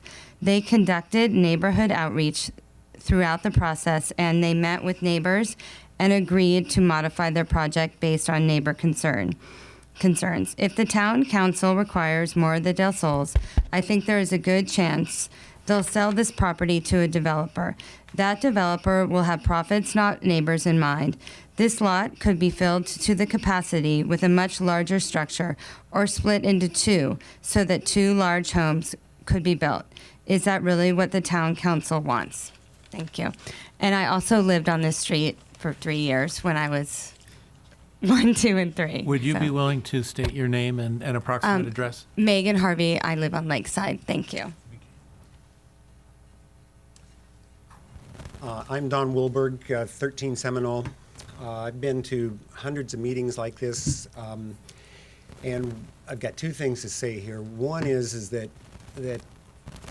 almost always I find that the applicants on any kind of projects come away from these kind of meetings in the process just devastated and horrified by the process and all the things that they've had to go through to get their projects built. They're trying to make a better place in the community, and they are ostracized by people. It's a really a very awful kind of process. Number 2 is that I'm very familiar with this 20-year rule, because that happened to me.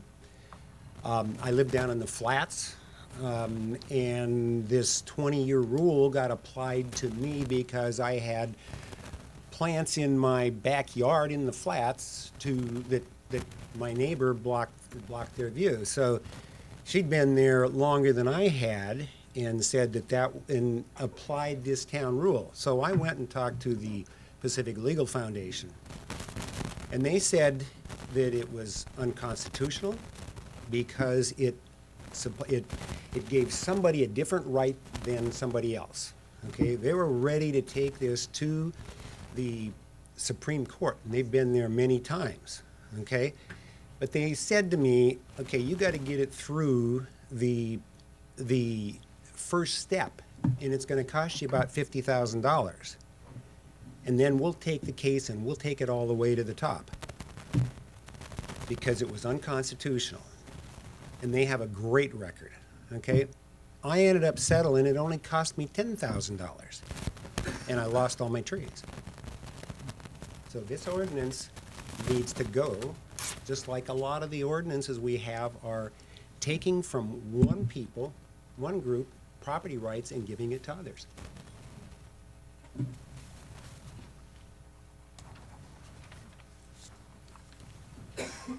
Hi, my name is Jill Marte. My commentary tonight is in support of the project on Baltimore.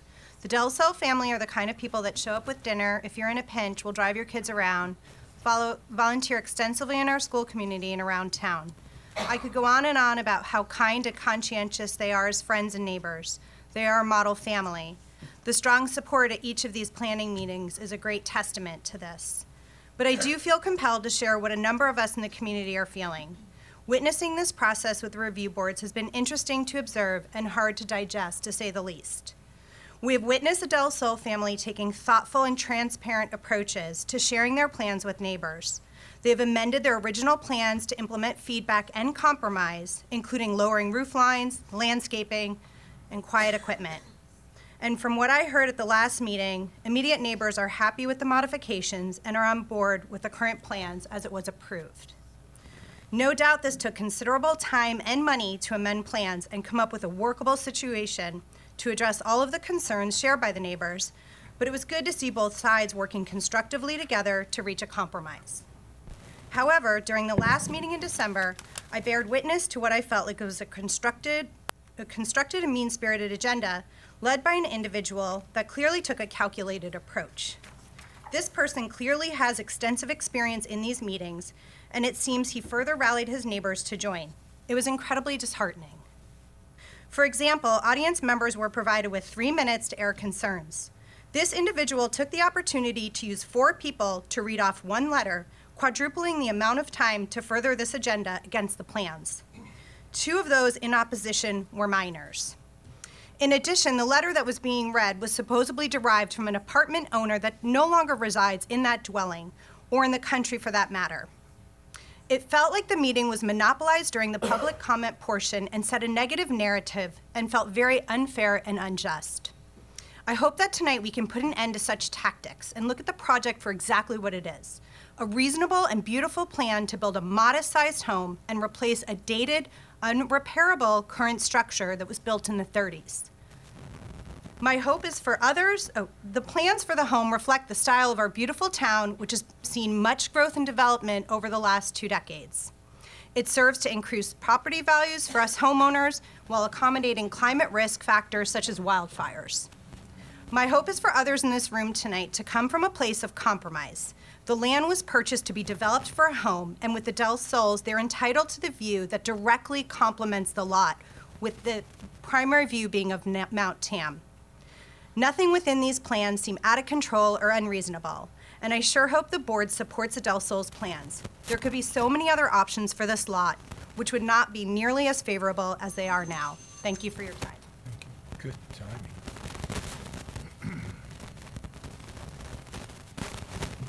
Hi, my name is Lisa Bowie, and I live at 9 Corte Madera in Larkspur. I've attended the last 2 town council meetings, and I feel this process has been undeniably unfair to the Del Sols. I might cry. They bought their Dreamview lot, designed a beautiful single-story home that fits within all of the town guidelines. All of this, it fits. That has very little impact to their neighbors if they take a moment to really realize how beautiful this new home could be for them. Yet they are being treated as though they have absolutely no rights as homeowners. It's as though the neighbors and the appellants have more to say in the Del Sols process than they do. and they're engaging them as if they're a homeowners association. So I have some thoughts for the appellants. The paint color that they decide on is not your choice, nor is the height of the roof, as it's well below the maximum range. The placement of the garage is not for you to decide, nor is an explanation necessary if they want an air conditioner. I appreciate that uninvited change is hard, but as a community, we need to support upgrades to our neighborhoods if they have been thoughtful and within set guidelines. We will all benefit from increased property values and a continued beautification of our town. This 15,000 square foot lot has sat basically empty for 90 years. Please be grateful for those decades and embrace the change that comes with progress. If you bought an underdeveloped beachfront lot in Stinson, should that lot be deemed unbuildable because the neighbors across the street have been so lucky to look across that property to see the ocean? Please deny this appeal and keep the Planning Commission's hard work in place and let the Del Sols build their home.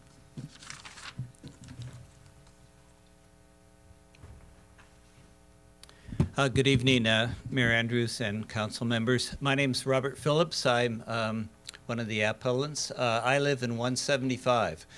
The home that's being built by the Del Sols does not have a direct impact to me. I'm sort of analogous to the people up on the hill in Baltimore that are coming here and speaking. So I'm speaking in support of something, a development that I recognize their right to build a home, and I think I recognize the right of my neighbors to have their view, and so you've got a difficult decision to make to balance two things. And to me, it comes down to: is it possible to continue to the residents of 101 and I think 111? I've been in both of those units, and to be able to still have their view, is that possible? And is it possible for the Del Sols to build their home and maintain a view of Mount Tam? And I think we saw a slide earlier, at least purportedly from the appellant, that is possible. So I think that's sort of the key question. You've got good people on both sides. Nobody is ostracizing anybody here. We've got try to find a solution that enables both parties to have a view of Mount Tam, have a house that they want, and have the views and light that they have in their units. So thank you.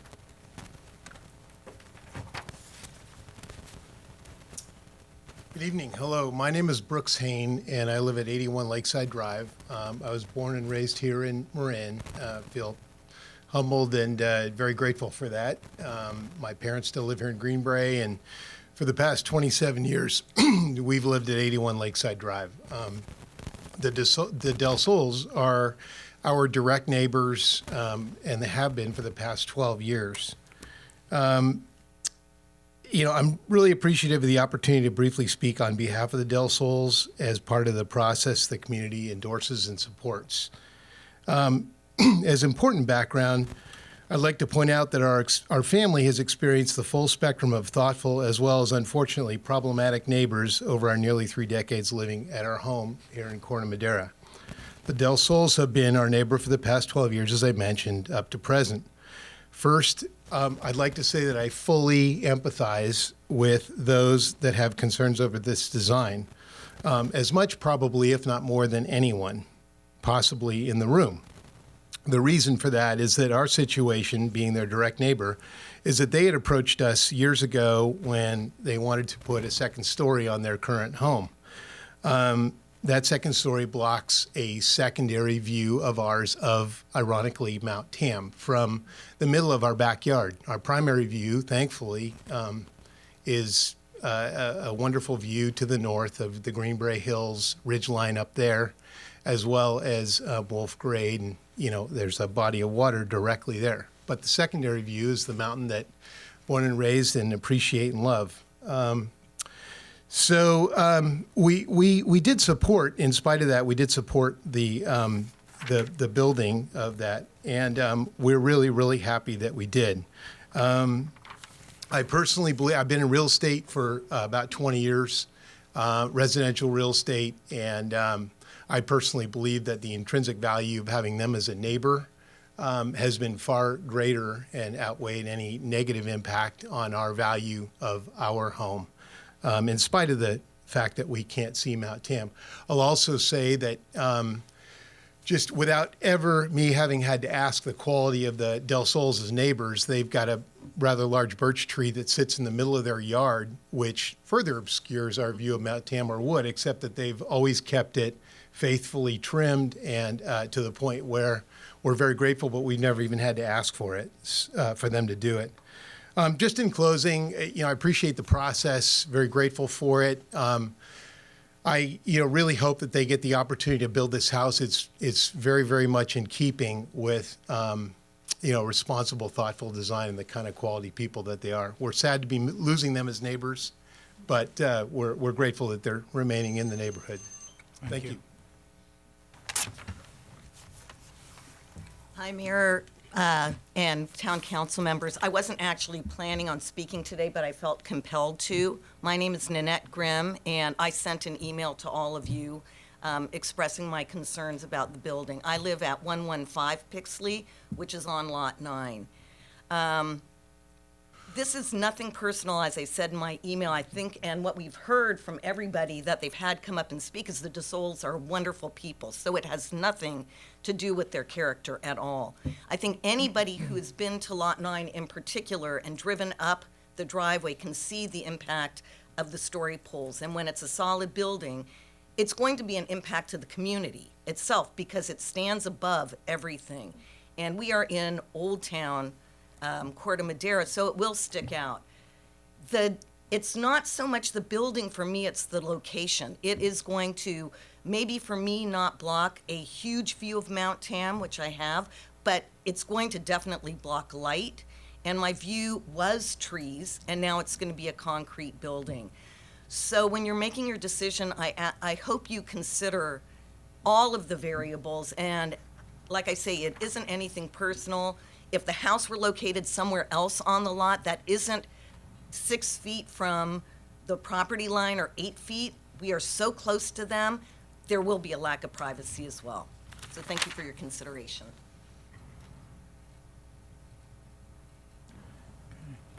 Hi, my name is Laura Williams, and I am an owner at 103 Pixley, and I'm also a board member on the Parkview Terrace Homeowners Association, and I had this whole thing written down and scribbles all over it, and I don't think I can make out what I really want to say,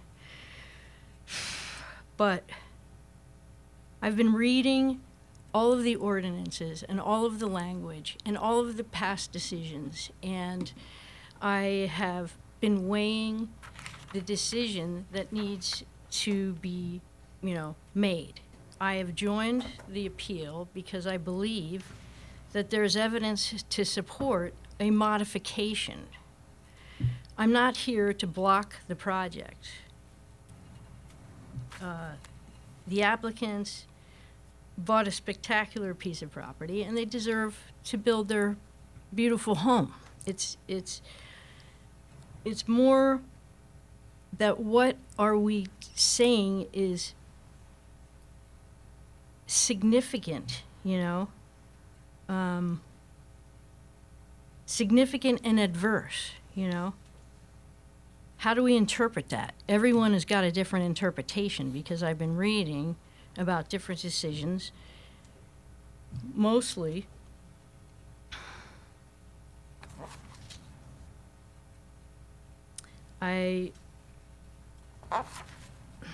Laura, may I help you just one bit? You asked for a modification. Do you know what kind of modification you're asking for? Well, I'm very emotional about the fact that there is a loss of views going to occur. I've lived in Marin County for over 30 years. Mount Tamalpais is like an energy center. It is part of people's, everyday life here. If you have a view of Mount Tam, it's very important. It's a quality of life. So I'm very emotional about it being cut off. I want to see, alternatives. I want to see these words. Okay, so I'm going to close with what I was thinking about before I got up here and got all nervous. And that's the words that I was reading in all of this language: preservation, balance, harmony. These are important words that are written into your ordinances. And we can all share. That's the beauty of living in this beautiful town. Thank you. Anyone else? Okay. No? I'll close public comment. 7A, rebuttal by applicant.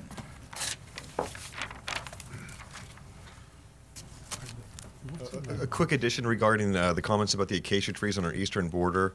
The stumps that Mr. Mock took a picture of are a small cluster of trees, and the other trees on that border were much more substantial trees that had been there for a longer time. We've known the owner of the property that we bought it from for 25 years. I grew up with his kids, and he was never approached by anybody to maintain those trees, to remove those trees, to thin those trees, or anything. Nobody seemed to have any concern with the trees until we came along. We really can't explain just how sad and difficult this process has been for our family. We've spent countless nights awake with our heads spinning as to how and why we got here. We truly thought we were doing a great job planning this project. And it was, and it has been appealed for reasons that do not seem significant and adverse. We are trying to build a single-story home with 27% lot coverage. We are not pushing the boundaries or maxing out what could be done on this lot. We are not trying to build a giant 6,000 square foot house. It's a single-story home that fits well within all of the town limits. We knew people would be able to see our home, but we didn't realize that they would be so unhappy about it. We did not know that our project would have, or we knew that our project would have some impact on our neighbors, and we worked hard to minimize it. We also put a lot of thought into the window placement to assure privacy for both us and our neighbors. We removed several fire-prone trees that really exposed our property to our neighbors, but we're all better off now with those trees gone. We plan to replace them with 9 more appropriate mature trees that are much safer to have near homes and will help with privacy. The neighbors on Pixley and Redwood have been living next to underdeveloped land and have enjoyed seeing nothing on it, and ultimately, I think, would like it to stay that way. Yes, our house will be visible, but it will not be overbearing or imposing. We spent a lot of time designing a single-story house that fits in. We think the ridgeline concerns have been eliminated. We think the shade study confirms we will have little impact on the neighbor's sun. Unfortunately, we will have an impact on the view from the 2 balconies on Pixley, but it's not a view from anywhere in the house. It's not the primary view from the balcony. Only from the end of the balcony looking behind the building can you see this view. The 1210 staff report stated, quote, "The proposed new home at 223 Baltimore Avenue has been designed in a way that fits the site and the surrounding neighborhood. Additionally, the applicants have made several modifications to the project to address some of the concerns expressed by their neighbors. Staff finds that the project does not significantly and adversely affect views, sunlight, and privacy of adjacent residences. The project meets all of the development standards for the R1 zoning district, including floor area, lot coverage, height, setbacks, and parking standards. We believe there is substantial evidence in the record to support approval of our project. Please deny the appeal and uphold the Planning Commission's approval and allow our family to move forward with this project. Thank you for your consideration." Okay, Appellant, you've got 5 minutes.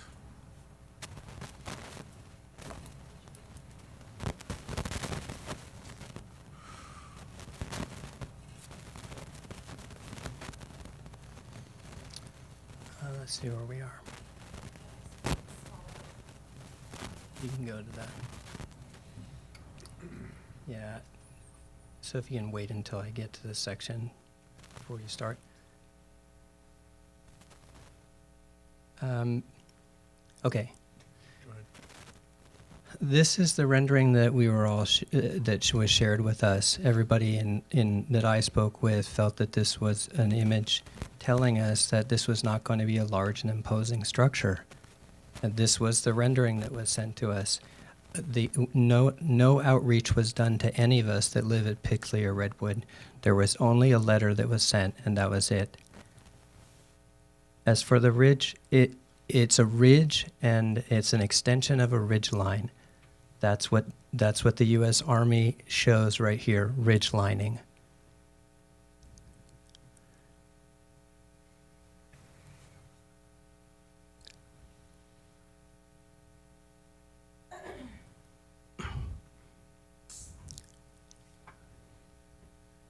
This is the view. This is what it will look like. That's the view of Mount Tam before the story poles were put up. That's what Mac and Dora expected to be able to see for the rest of their lives as well. This is what will happen. You've seen the cost to us, to the landlord, my landlord, and to the Madsons. That's significant. The shade is important to us, that we get very little sunlight in the back, and it will be blocked throughout the entire year now.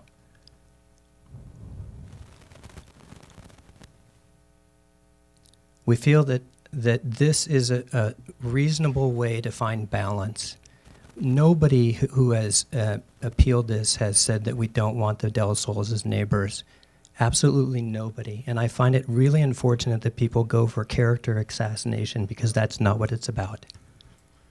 The reason that my sons had to read is because in both cases the Del Sols were allowed to make a presentation of unlimited time, and we were restricted to only 3 minutes. We feel that this is a reasonable compromise. It's about sharing, what Laura said. The Del Sols with this kind of redesign will still be able to enjoy a full, beautiful, picturesque view from their great room. What they're asking for is that view plus all of the rest of the view from their master bedroom and from a small window in their shower. And that's what what creates the blockage for us. So this is the redesign that we feel is reasonable. It will also remove some of the mass that's further out on the ridge line, particularly for the folks down in Redwood that look up at it. That would also allow for the preservation of this palm tree, that all the trees are going to be taken out. We'd like to see the palm preserved. These are the stumps that I showed you. The conditions that we'd like to see for the modification are to locate the southernmost wall of the structure at least 25 feet northward on the site from the southernmost wall on the proposed design, that will completely remove the blockage of views from Mount Tam at 101 and 111. We request that the structure be sited at least 18 feet westward so that it's not right on the property line for us. We'd like to see the height of the structure lowered. It's been said many times it's a single-story house. It has a height of 24 feet. That's just shy of the typical two-story house at around 32. And the pitch of the roof is at 612. There's no design reason for that other than the aesthetic value of it. It says right in the plans that it's just going to have a truss design with no attic. We feel that, the location of if they want to have an air conditioner, that's their prerogative, but they should be the ones that bear the burden of listening to the air conditioner, not sticking it over on the common property line behind their house so that we have to listen to it. We all only in Pixley have our doors and windows when it gets hot here, and we keep them open at night, and we really don't want to listen to the humming of an air conditioner. Even if you put it into some kind of an enclosure box, that's not going to solve the problem. It would be nice if they could consider changing the wall color because the current color is white, white, white. And that, makes the structure even more imposing for us. And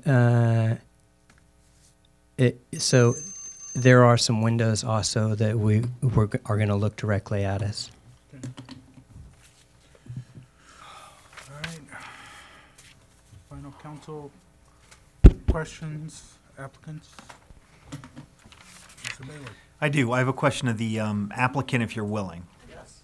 So let me just say for your benefit and for the appellant, you're all entitled to a decision tonight. But before we reach that, would you be willing to at least go through that slide that was just up there entitled by the appellant, modifications that will address loss of views, et cetera, numbers 1 through 7, and just tell me whether you have considered those 7 items and if any of them are possible, none of them, whatever.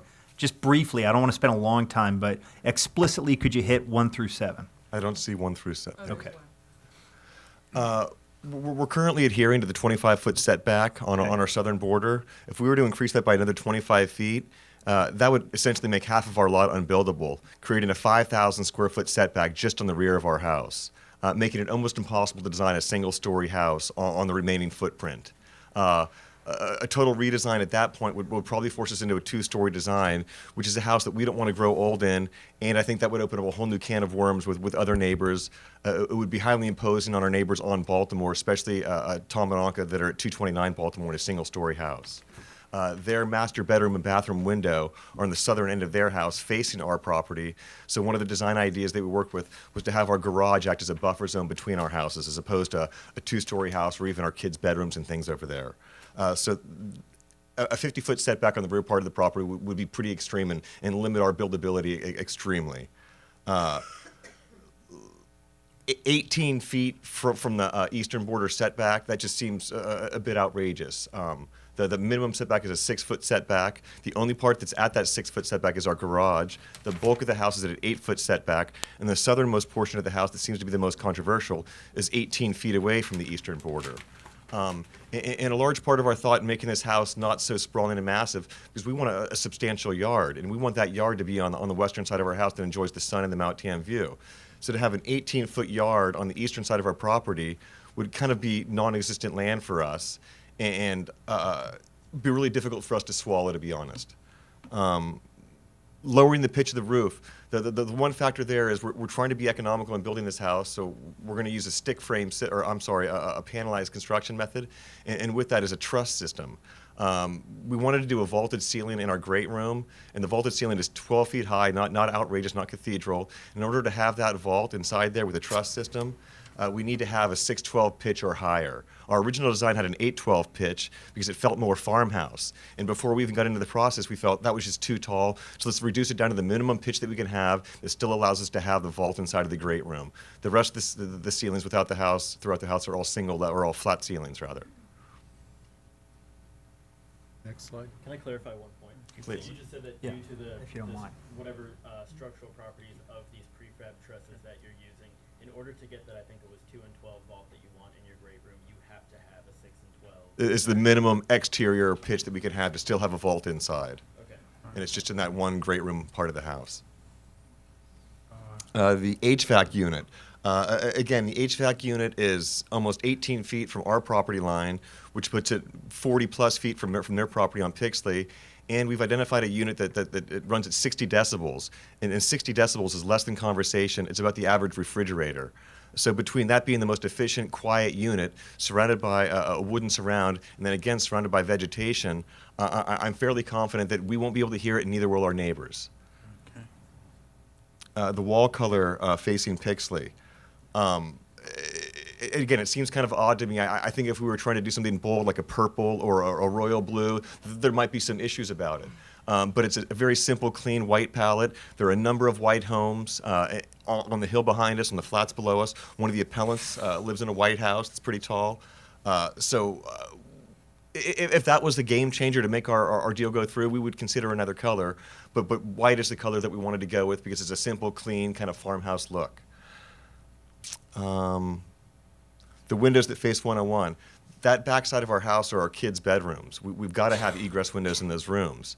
And for those of you that get to visit the property, you can see that there's a substantial wall of vegetation that's on their property that will prevent us from seeing out of those windows into their windows.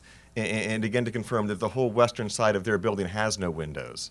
So this is kind of a questionable issue, I think. The historic palm tree. The palm tree does sit in the backside of our garage. It's a non-native tree. Both our arborist as well as the town's arborist said the tree should go. It's an invasive tree. It duplicates itself rapidly. It's just not a good tree to have. And again, unfortunately, this property had been kind of neglected for a long, long time, and the trees were left to go wild. So unfortunately, we are bringing down trees. Most of them were fire-prone trees. Some of them have dangerous other reasons. But we're going to spend a small fortune on replacing these trees with not small trees in 5-gallon buckets, but we're going to bring the largest, most mature trees that we can find and can afford to reinstill privacy for us as well as our neighbors. Thank you. That was the only question I had. I know it was a big question, but I appreciate it. The 7-part question. Any other questions? Okay. Questions for staff? I'll close the public portion of this hearing, and now we do discussions and deliberation.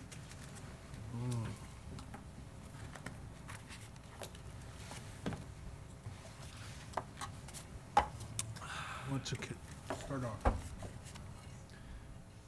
David? Yeah, I'm often the first to go, but I really appreciate the question you had, because that was essentially the series of questions that I had in exchange with the applicants initially, or in the last few days after I heard from the appellants and their issues.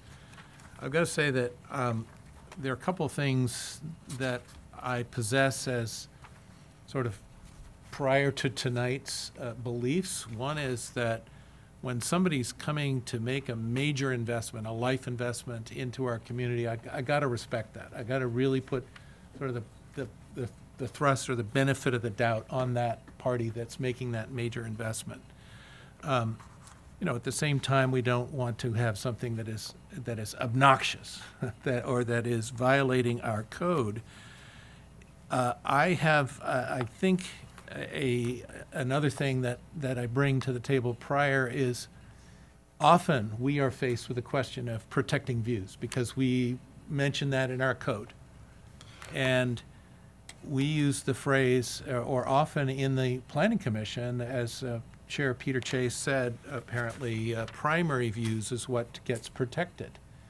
And in other cases, not this case, but in other cases, it's views from living room, from master bedroom. It's views that are from the major living spaces, maybe a great room, maybe from a maiden porch, that are the primary views. And oftentimes, let's say, the primary yard view.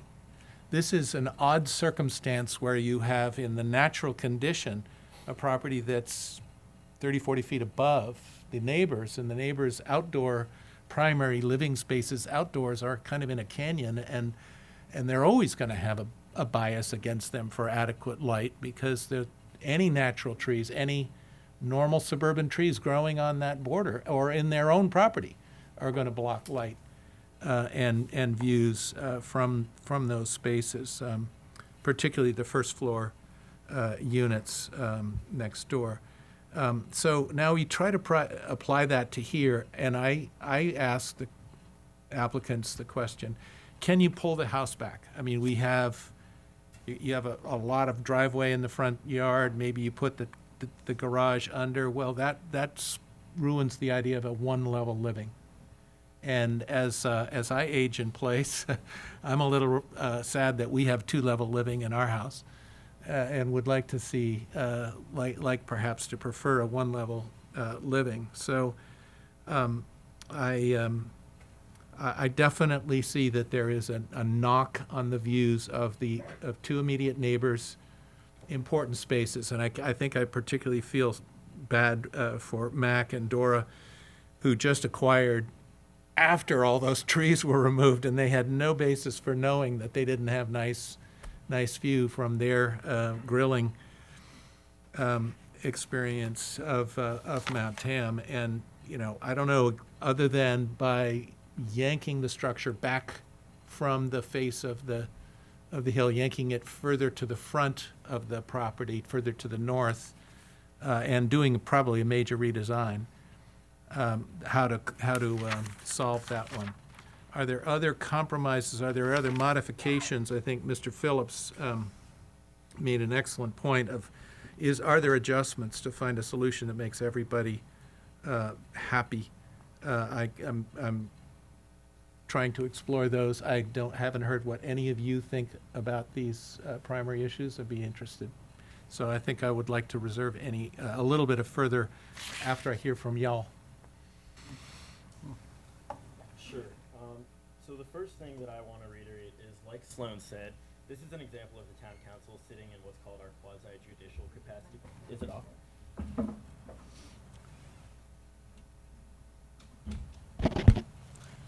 This is an example of the town council sitting in our quasi-judicial capacity, which means we have to become judges, essentially, and we have to impartially look at the laws, the municipal code, the general plan, and we have to make a judgment call on how to fairly and objectively interpret those things and apply them to this case. So when I look at what we've got here, I think generally overall what we see is a well-designed home. I appreciate the modifications that the applicants have made to this building out of consideration for their neighbors. And I think there's something else to notice, that this is going to be a new energy-efficient home replacing an original inefficient home. So there's an environmental benefit there. I think it's also important to note that the proposed home does comply with all of these sort of everything that's spelled out concretely in our rules and regulations, all the setbacks, the maximum height, lot area coverage, FAR, all these things, everything that's spelled out concretely, this complies with. So that's certainly worth noting. The problem is what's not spelled out clearly in the regulations, and that's things like views and light. I think in the 2 years that this council has been in session, we've done a lot of good sort of housekeeping work in terms of updating ordinances in town to help make things more enforceable, more fair. Todd's been telling us since I started on the council that we need to write a view ordinance, and I think this perfectly explains why that is so critical, because it's the lack of any sort of clear standards spelled out in our code that have gotten us into this difficult situation where we do have sort of conflicting interests, and a judgment call needs to be made to figure out where the balance lies in terms of respecting the rights of both parties. So we're trying to be fair about this in interpreting the code. One thing that I think is just sort of something that needs to be acknowledged is that when a home is built where one did not previously exist, it will be visible from places where a home was not previously visible. That is, it's negative impacts may exist like this, and I think it's our job to make sure. Is counsel's for David? Okay. So I think I'm getting counseled. All right. So I think it's our job to make sure that while these negative impacts may exist, they stay within the bounds of what's reasonable, and obviously that's where being a judge comes in, and it's deciding what's reasonable and what's not reasonable. I think we've heard a lot of complaints tonight that are, well, they're certainly understandable. I'm not sure that when we look at the code or when we look at the general plan or the zoning ordinances, I'm not sure that we can back up some of these complaints by what's in the code. That said, there are a couple that I do want to speak to specifically. One of them is the issue of bulk, and as we said, that we know this property is on, it's sort of elevated. It's on, I wouldn't personally call it a ridgeline, I think, based on what we've heard and seen today, but it is sort of on a shoulder, if you will, and I think that is naturally going to exaggerate the apparent bulk of anything that's built there. Regardless of the size of that building, it's just going to get exaggerated when you're viewing it from a lower vantage point. And it's worth noting also that the proposed one-story structure that's going in is objectively less bulky than the two-story existing structure that's being demolished as part of this project. So I think when I'm looking at sort of the 8 design review findings that we're being asked to make here, the only one that I struggle with personally, and I'm looking forward to hearing your guys' thoughts on this, the one that I struggle with is number 3, specifically where it talks about views and light. So I'm reading here. This is a design review finding that we are required to make in order to approve this project and uphold the Planning Commission's decision. Finding 3, the project will not significantly and adversely affect the views, sunlight, or privacy of any nearby residences.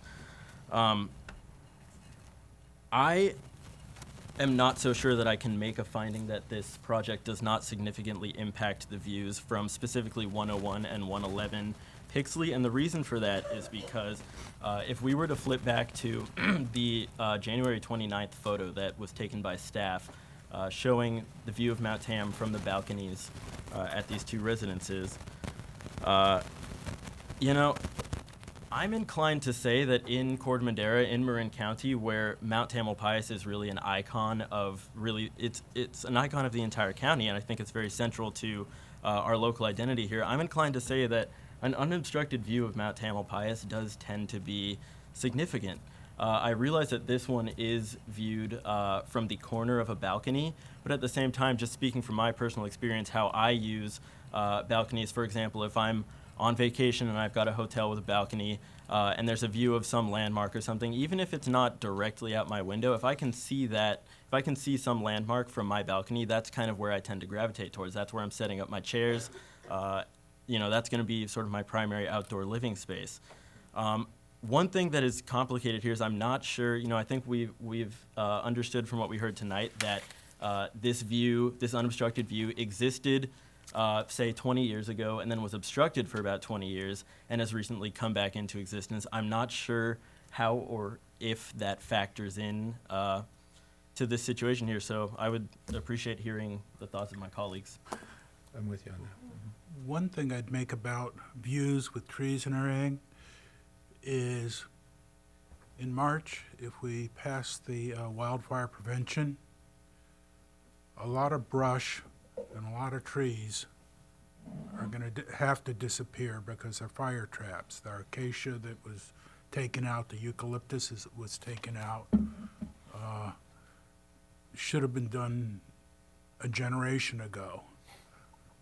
And we're finally getting caught up on that. So, any other comments? And ironically, and I'm in an area on Christmas Tree Hill where a lot of vegetation has been removed, including from our own property. Views have been greatly improved, and privacy has been greatly reduced at the exact same time because of that, right? And there's a lot of very unhappy campers. No, I who think accept actually, it. overall, I think it's a much better situation up there. Yeah. Sure, I'll jump in.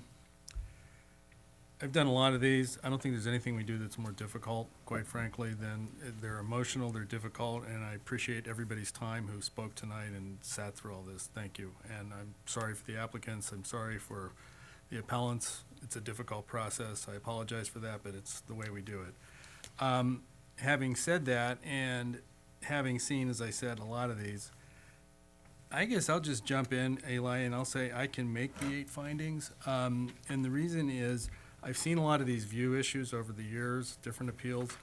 And while this is a nice view of Mount Tam, and I know we don't have ordinance language that talks about primary views, when you stand in the units at 101 and 111, or I didn't actually go into 111, but when you stand in the living room and you look out, the views of Town Park, the town, when you stand out on the balcony, that's what the view is. You have to look around the side to see Mount Tam. Is it beautiful? Yes, absolutely. But it's also a question to me as to whether or not how good that view was before the trees were removed, which was done by the applicants building the house. Putting the story poles up.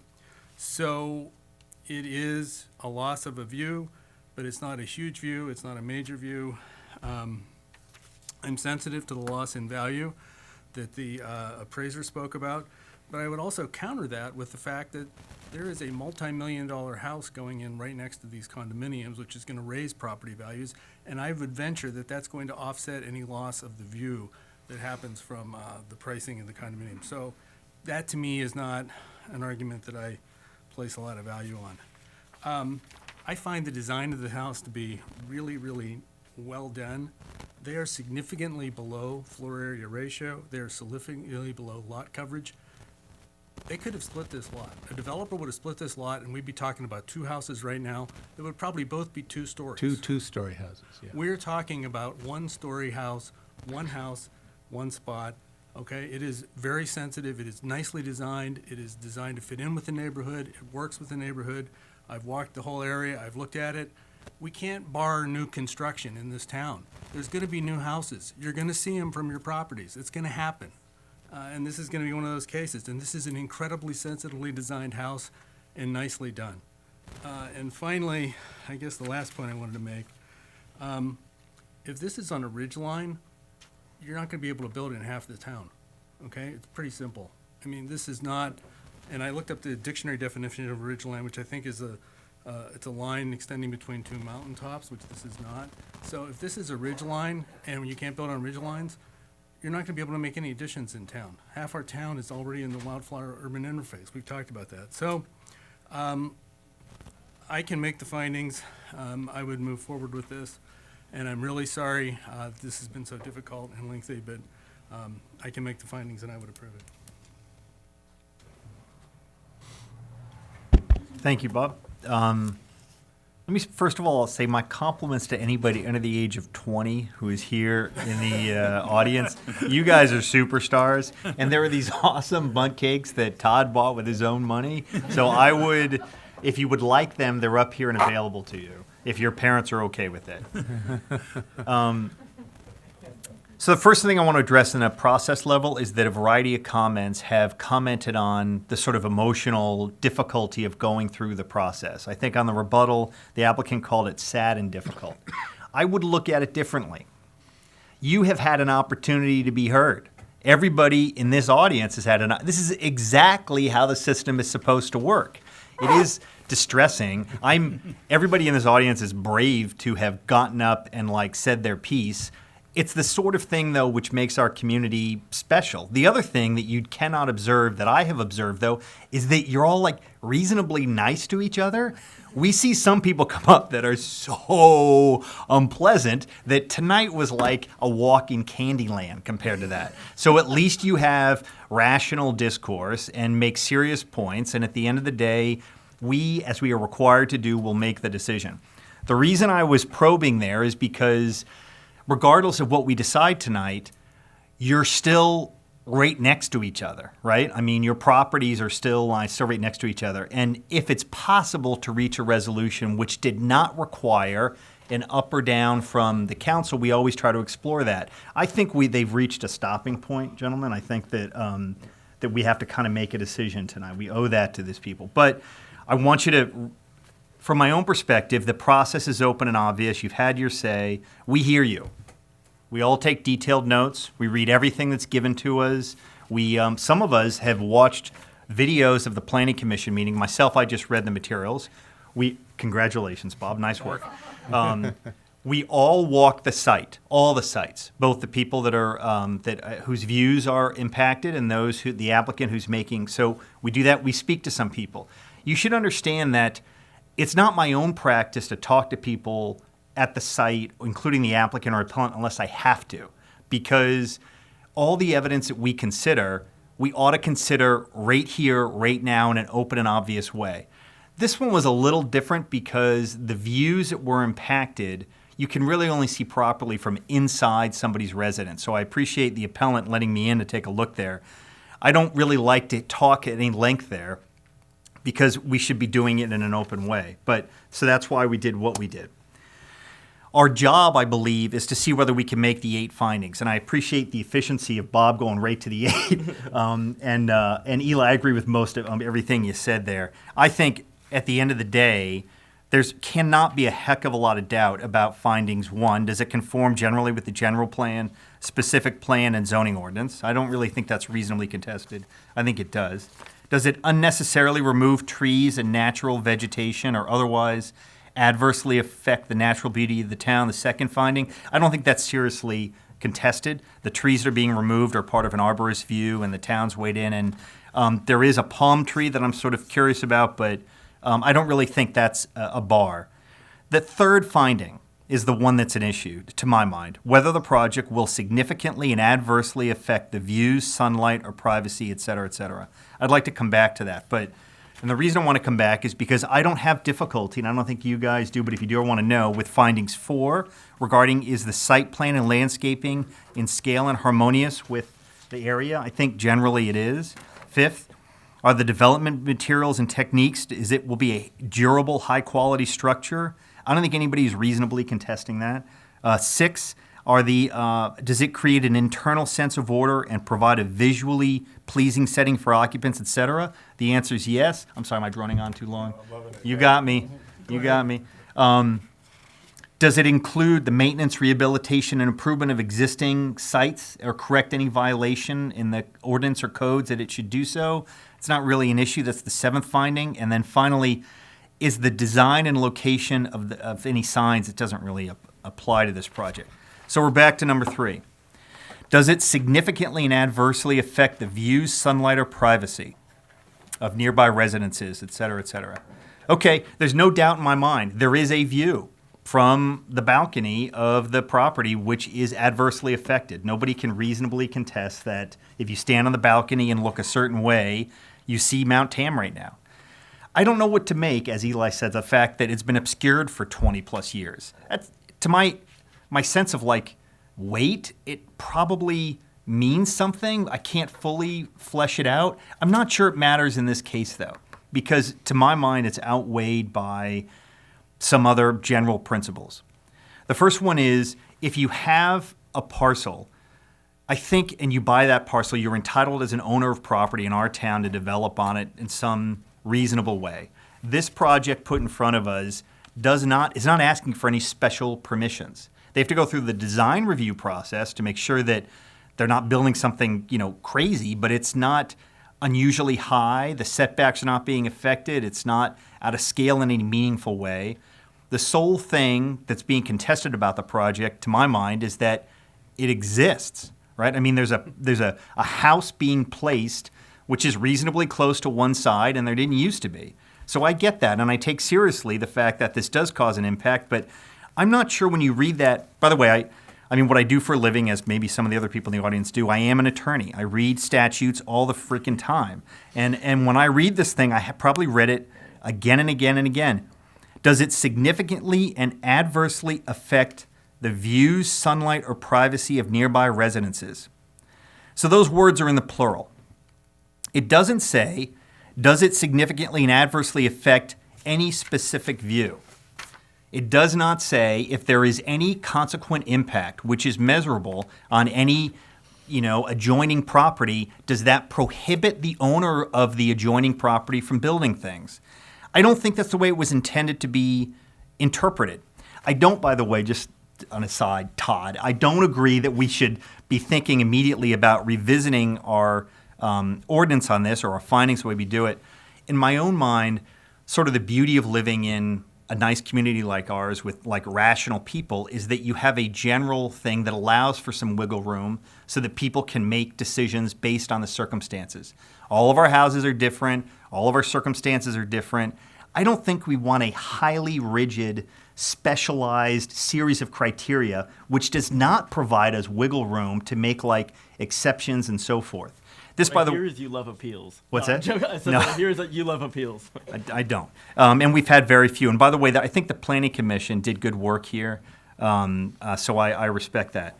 By the way, we listen carefully. We read all of the letters, and the comments tonight were smart. I appreciate all the people who spoke. Ms. Reedy, I agree, it's a single-level structure. This could be a much bigger spot, and they're not pushing the limits. And I agree generally, if you have a property. First, it doesn't give you the right to cut off development of the surrounding properties. I agree the surrounding properties have to do so in a rational way, but I don't think this is irrational. Ms. Spangler, we agree entirely that everybody's home is important. My takeaway was that there's no way around the fact there is some kind of significant adverse impact. But in my view, it have to balance it against everything else.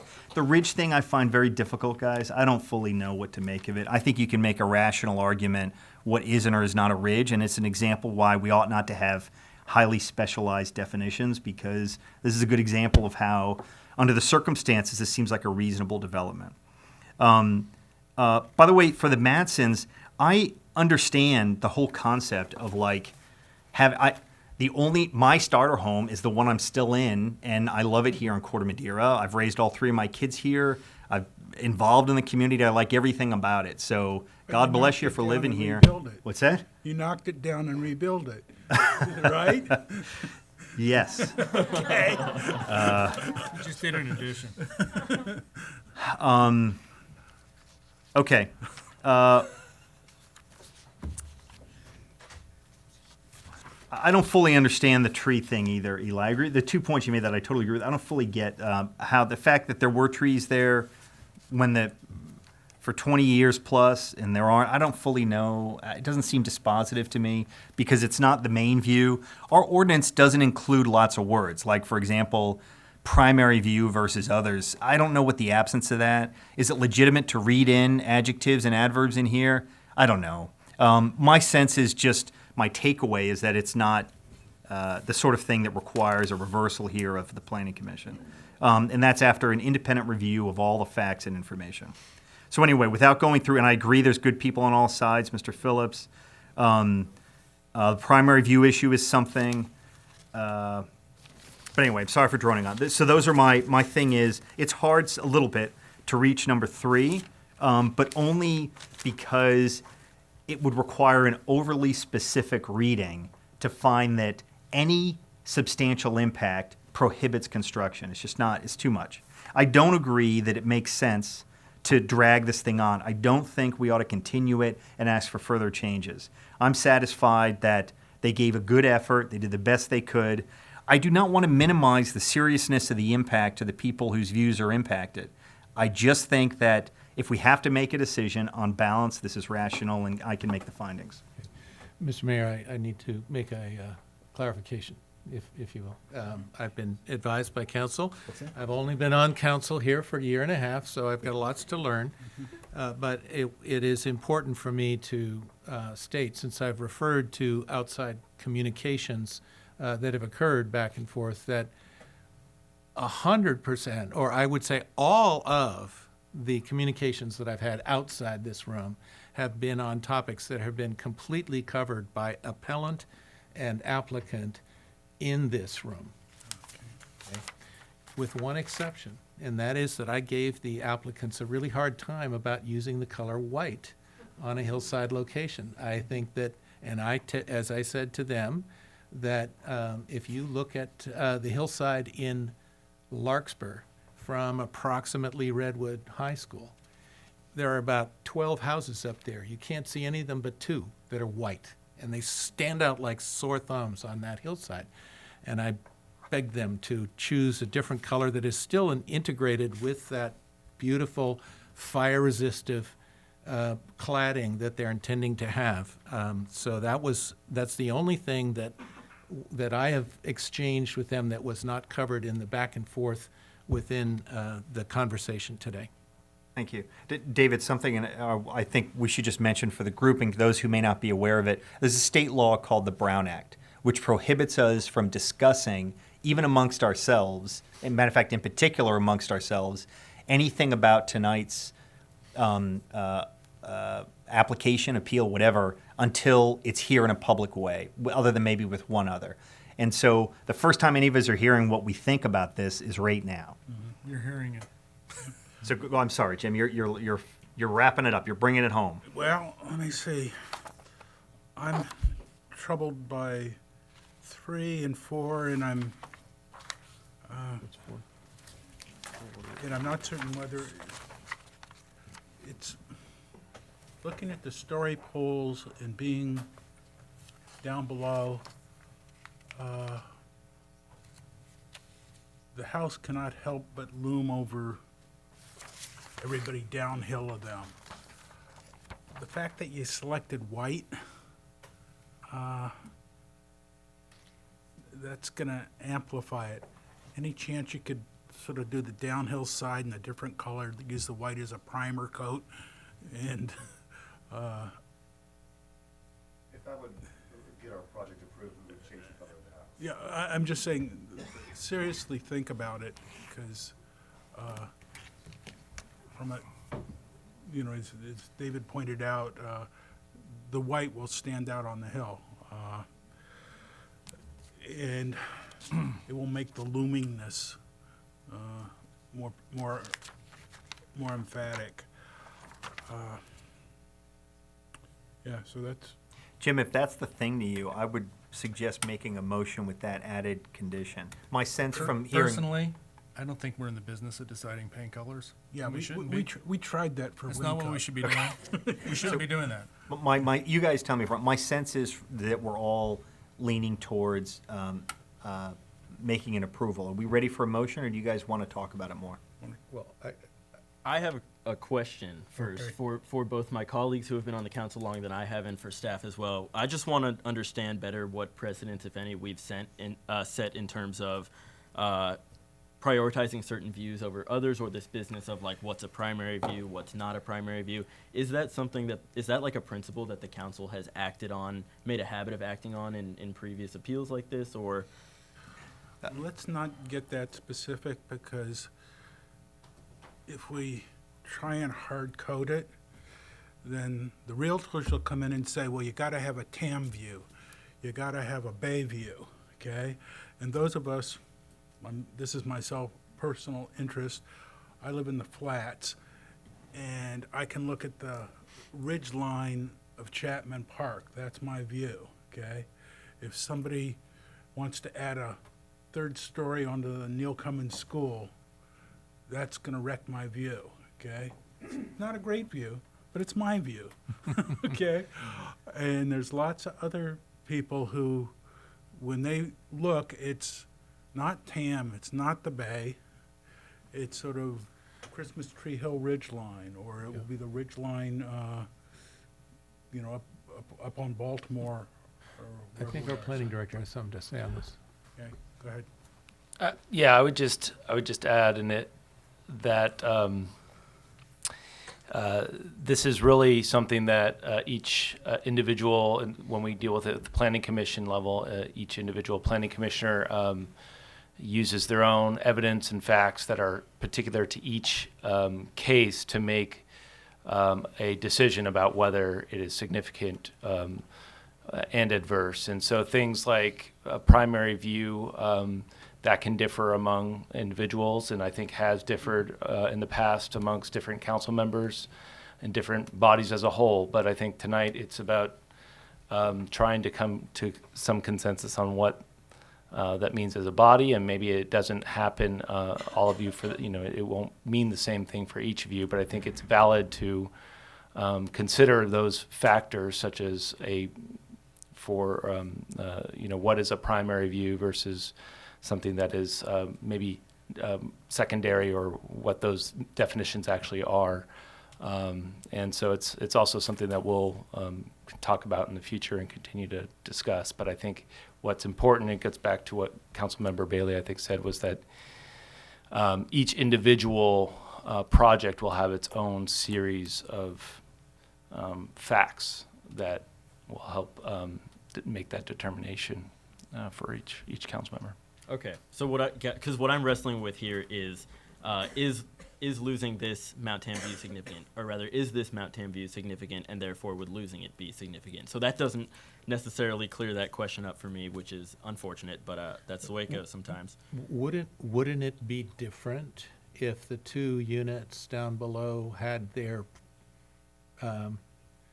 big living room windows looking west at Mount Tam? Yes. And so that would be the primary view.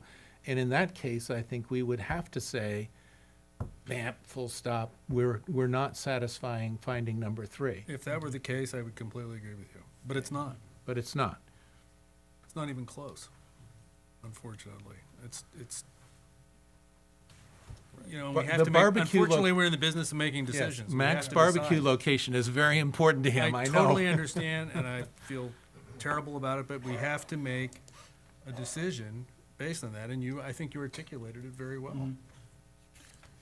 And with me, the only issue is there a way to minimize the amount of looming over this? And I'm not certain if you build anything on that lot, that it won't loom over the neighbors.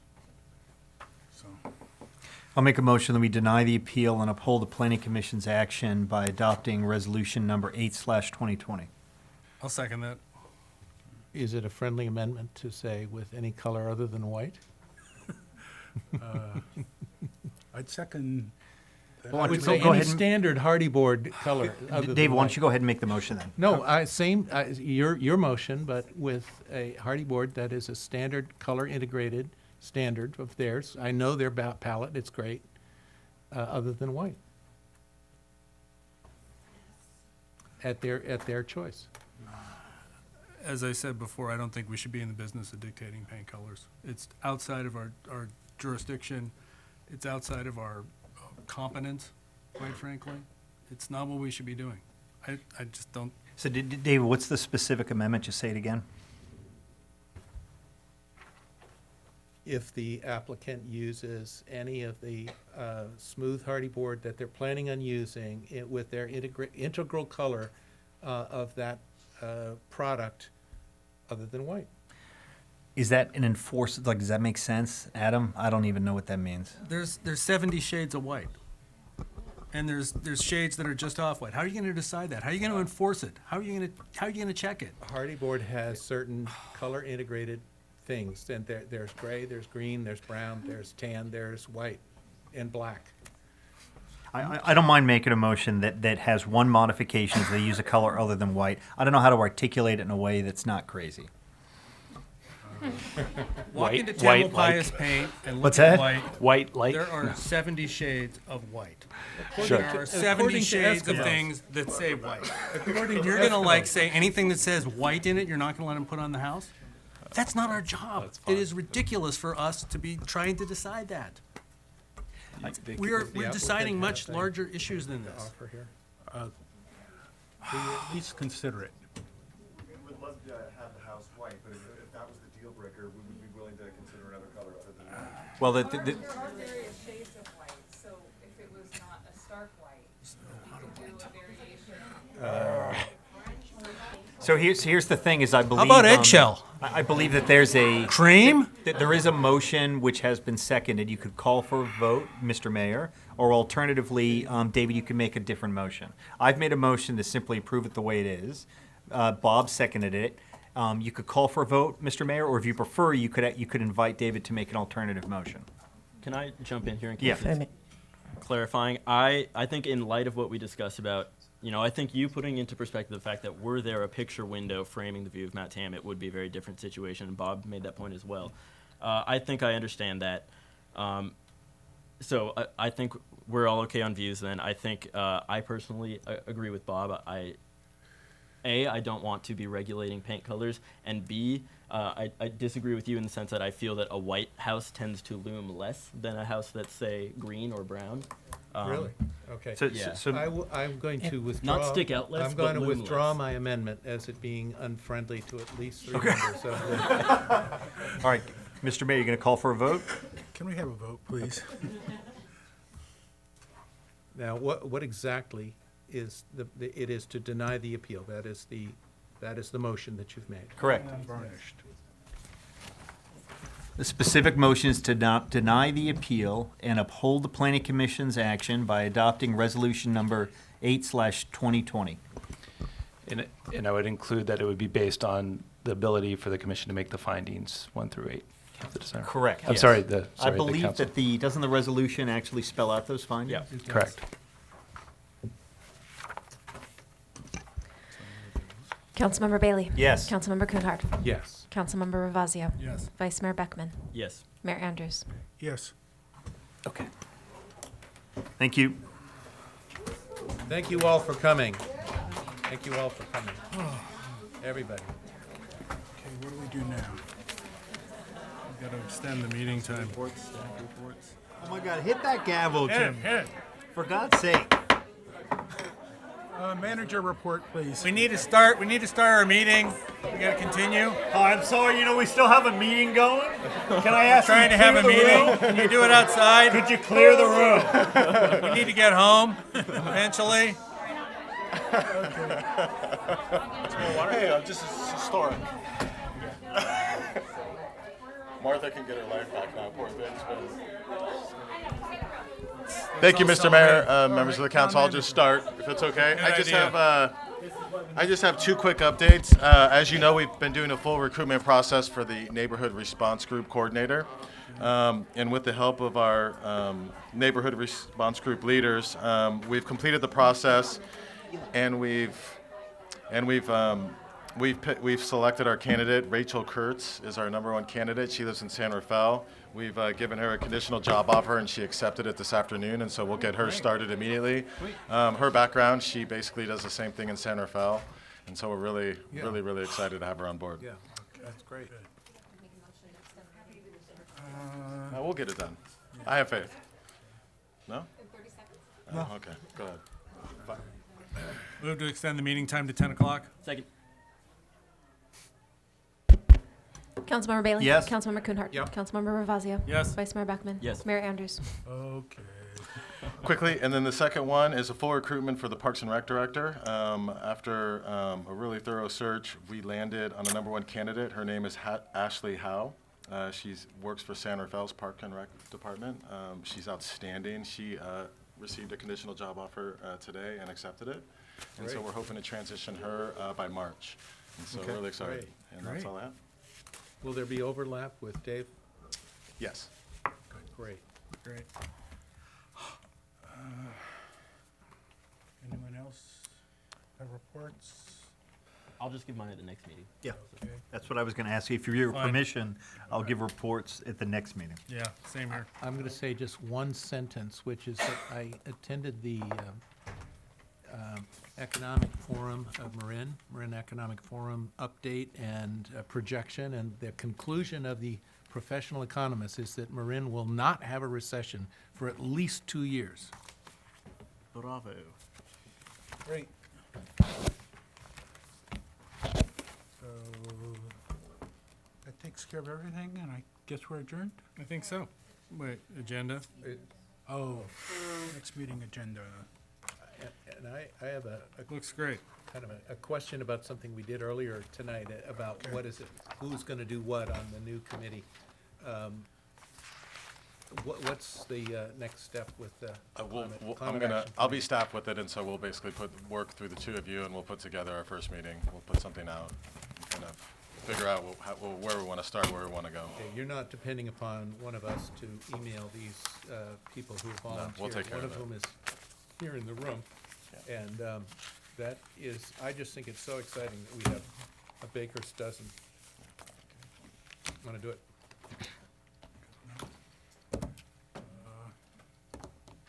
Anybody next agenda? Want to make any changes to the agenda for next meeting?